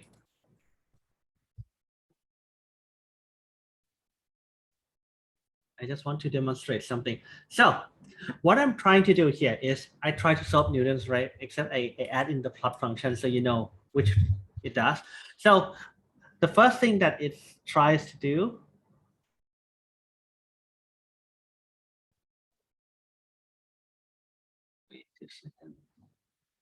oh, I forgot to plot 1 point.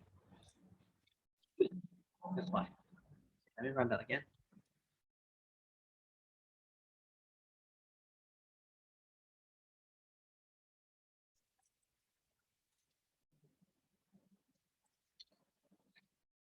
Okay, so what I'm trying to do, I'm trying to solve this guy, right? Using Newton's method. Here's what happens, okay? You start at 0.1. Okay? You start at 0.1, you're here at the orange point. Actually, I can use technology. 2 seconds. I can use some technology.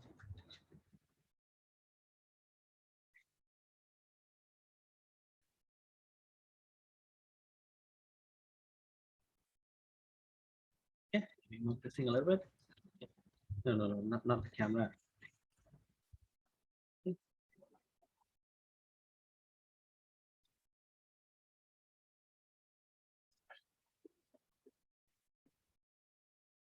I should be able to paste. Technology, don't fail me. Do not fail me. Maybe it does fail me.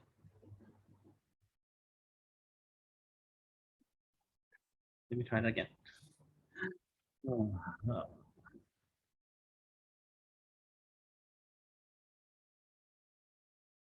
Okay, that's better. Okay. So I'm trying to solve this, right? And here's gonna be what happened. Let me lock it. Okay, here's what happens. This is the first point that you try. This is your first point that you try, and I forgot to switch the screen. 2 seconds.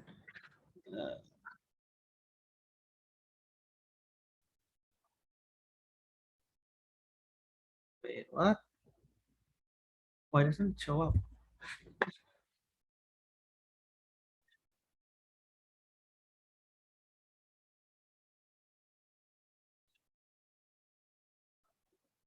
Okay, let's do this. So this is the first point that it tries to do. Then it tries to find the slope, right? Okay, so the slope looks something like this.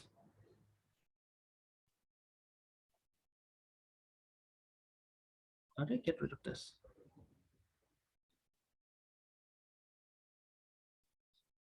Okay, it's trying to find the slope, and that's your second point. And what it does, it tries to find the slope again, and that's your third point. And it tries to find the slope again, and that would be your fourth point. You see the pattern, right? You see the pattern that it doesn't converge. Okay, there are some technical conditions for the for the thing, for the Newton's method to converge. I'm giving you example here to show that even though Newton's method is really fast, it doesn't guarantee to converge. Okay, Newton's method is fast. It's fast, but convergence is not guaranteed.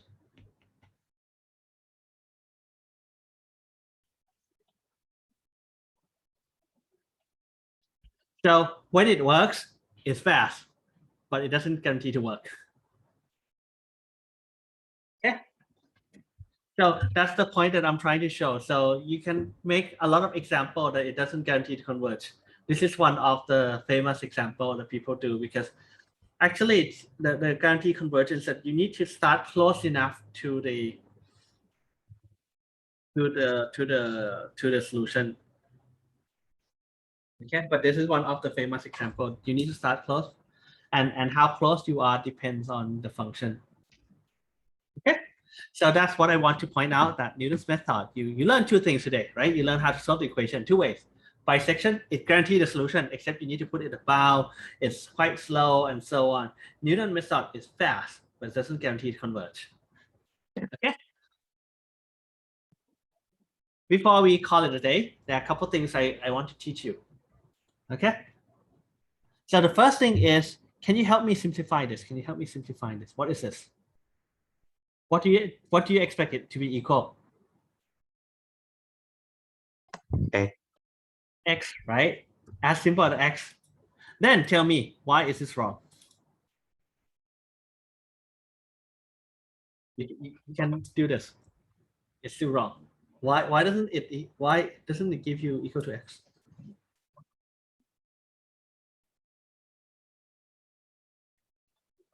Can anyone tell me? What's wrong with this? Why is it false? Because you will eventually face this problem, right? You are certain of something. Float, what about float? You're close. What about float? Not you, it's type weird.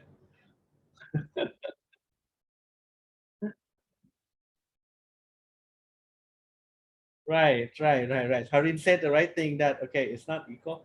Capacity of storing. Can you, Pat, can you elaborate on that? What exactly do you mean? Capacity of storing equals dot equals X, probably not help.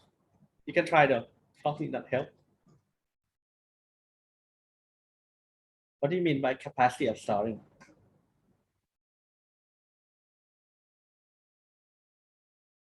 Right, integer has a limit on what it can store. Right, so he touched on the right. Good, Van says the right thing too. So let me summarize this. So float, the number on float, right? The number of float, it does the following. It has something called the mantissa and the exponent. So typically when you do 1 to the e minus 10, it keeps something like this. It keeps like 1 and minus 10. It keeps two number. right? Keeps 1 and minus 10. But if you try to give it number 1, it gives you two number 1 and 0, right? So it's 1 times 10 to the 0. It's actually 2 to the 0. But just so you know, okay. But now if you try to get it to store the number, right? 1 plus x, which is 1, which is 1.0000000, I don't know, 10 of them and 1. Then you need a lot of digits, right? You need a lot of binaries to actually store this. Okay, so that 1 minus x is actually that 1 plus x. If you think about it, it's not exactly, well, it round up, but Python destroy what I'm trying to say. It round up, but close enough. That 1 plus x is not exactly this number that shows. This thing round something. We have to do something with rounding. Okay, and then you minus 1. You do not get exactly 1 because of the name for this kind of error is called truncation error. Not that you need to worry about it, but sometimes you will get a weird bug, and sometimes the reason is the following: that you try to subtract some number and add some number to it, and it doesn't exactly cancel like math does because of how much it can store the information within the float. Okay. Any question today, though? Any question today? We're not done yet, though. We're not done yet. I have 5 minutes to tell you. Any question, though, before I go to the homework? Mouse. The mouse. Okay, let me go to the canvas. Okay, let me go to the homework. Homework is, like I said, very imaginative. How to correct it? You simplify the expression. The only way to do it is simplify the correction. The workaround is instead of comparing the number by equal, you compare it that these two numbers are close enough. Like the absolute of the difference is less than a certain number. Okay, so there's no way to solve it. The only way to solve it is to simplify it. Okay, let's look at homework 1. So you can get homework 1 here, over here. Homework 1 over here. And what I want you to do, you can see it's 3 years ago. I made it quite a long time ago. It's pretty good. So there are some problems that I asked you to do, and it looks very simple. So these are the ones that you just copy and paste from the exercise. Change the right number, or maybe you put a for loop or something in front, and then it works. Okay. Now, most of the people are going to have the problem. The real homework for this homework, right? It's actually problem 4 and 5. Problem 4 and 5. Okay. It may not look like what you did in class, but it is what you did in class. Okay. It may not look like what you did in class, but it is what you did in class. So let me give you problem 4. Problem 4 asks you the following. Ply, I think you met him, right? Ply. You met him. So he tried to sell apples, right? So he record each day how many he sells, right? And he found that out of 2,000 days, okay, and each of the 2,000 days that he opened Apple shop, right? He found that 1,000. If he buy 1,000 apples a day, he's gonna sold out 600 days out of 2,000 days. That is the only information you have.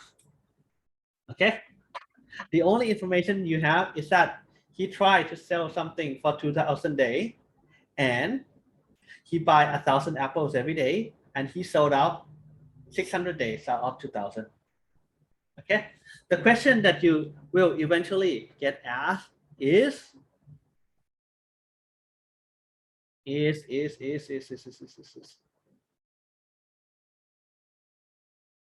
how many apples should he buy in a day?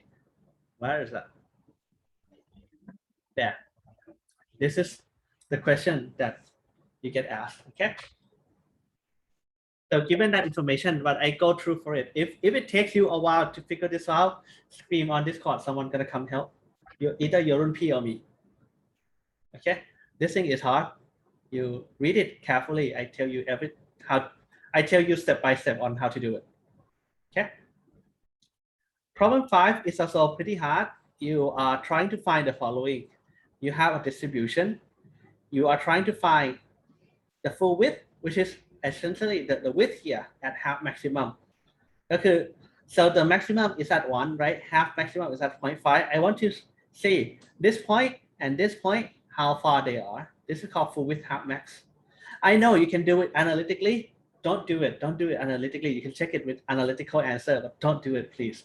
I want to try you to get some certain point across, and I pick this function so that it's quite clear for you what to do. Okay, please don't do it analytically, do it numerically. Okay, so what I want you to do is to fill out this notebook and upload the notebook. Okay, that will be your homework. Any question though for the homework? Is still, you ask Ajahn, when is it due? Next week? No, to Canvas, you can post it on GitHub. Let me tell you, there are solutions to my homework somewhere on GitHub. But like I said, do not spoil yourself, right? You probably take classes with me before, and I said this earlier. I said this earlier. The point that I'm teaching you is I want you to learn. You can work as a group. You can look at the solution if you want. But the most important thing for you guys is the fact that you learn. Okay, so make sure you learn it. You don't just copy paste without passing to your brain or something. Okay, you can try it yourself, which is, I think it's fun. And then if you struggle for quite a while, spoiler is allowed. Or you can scream on Discord to get a better hint than looking at the spoiler.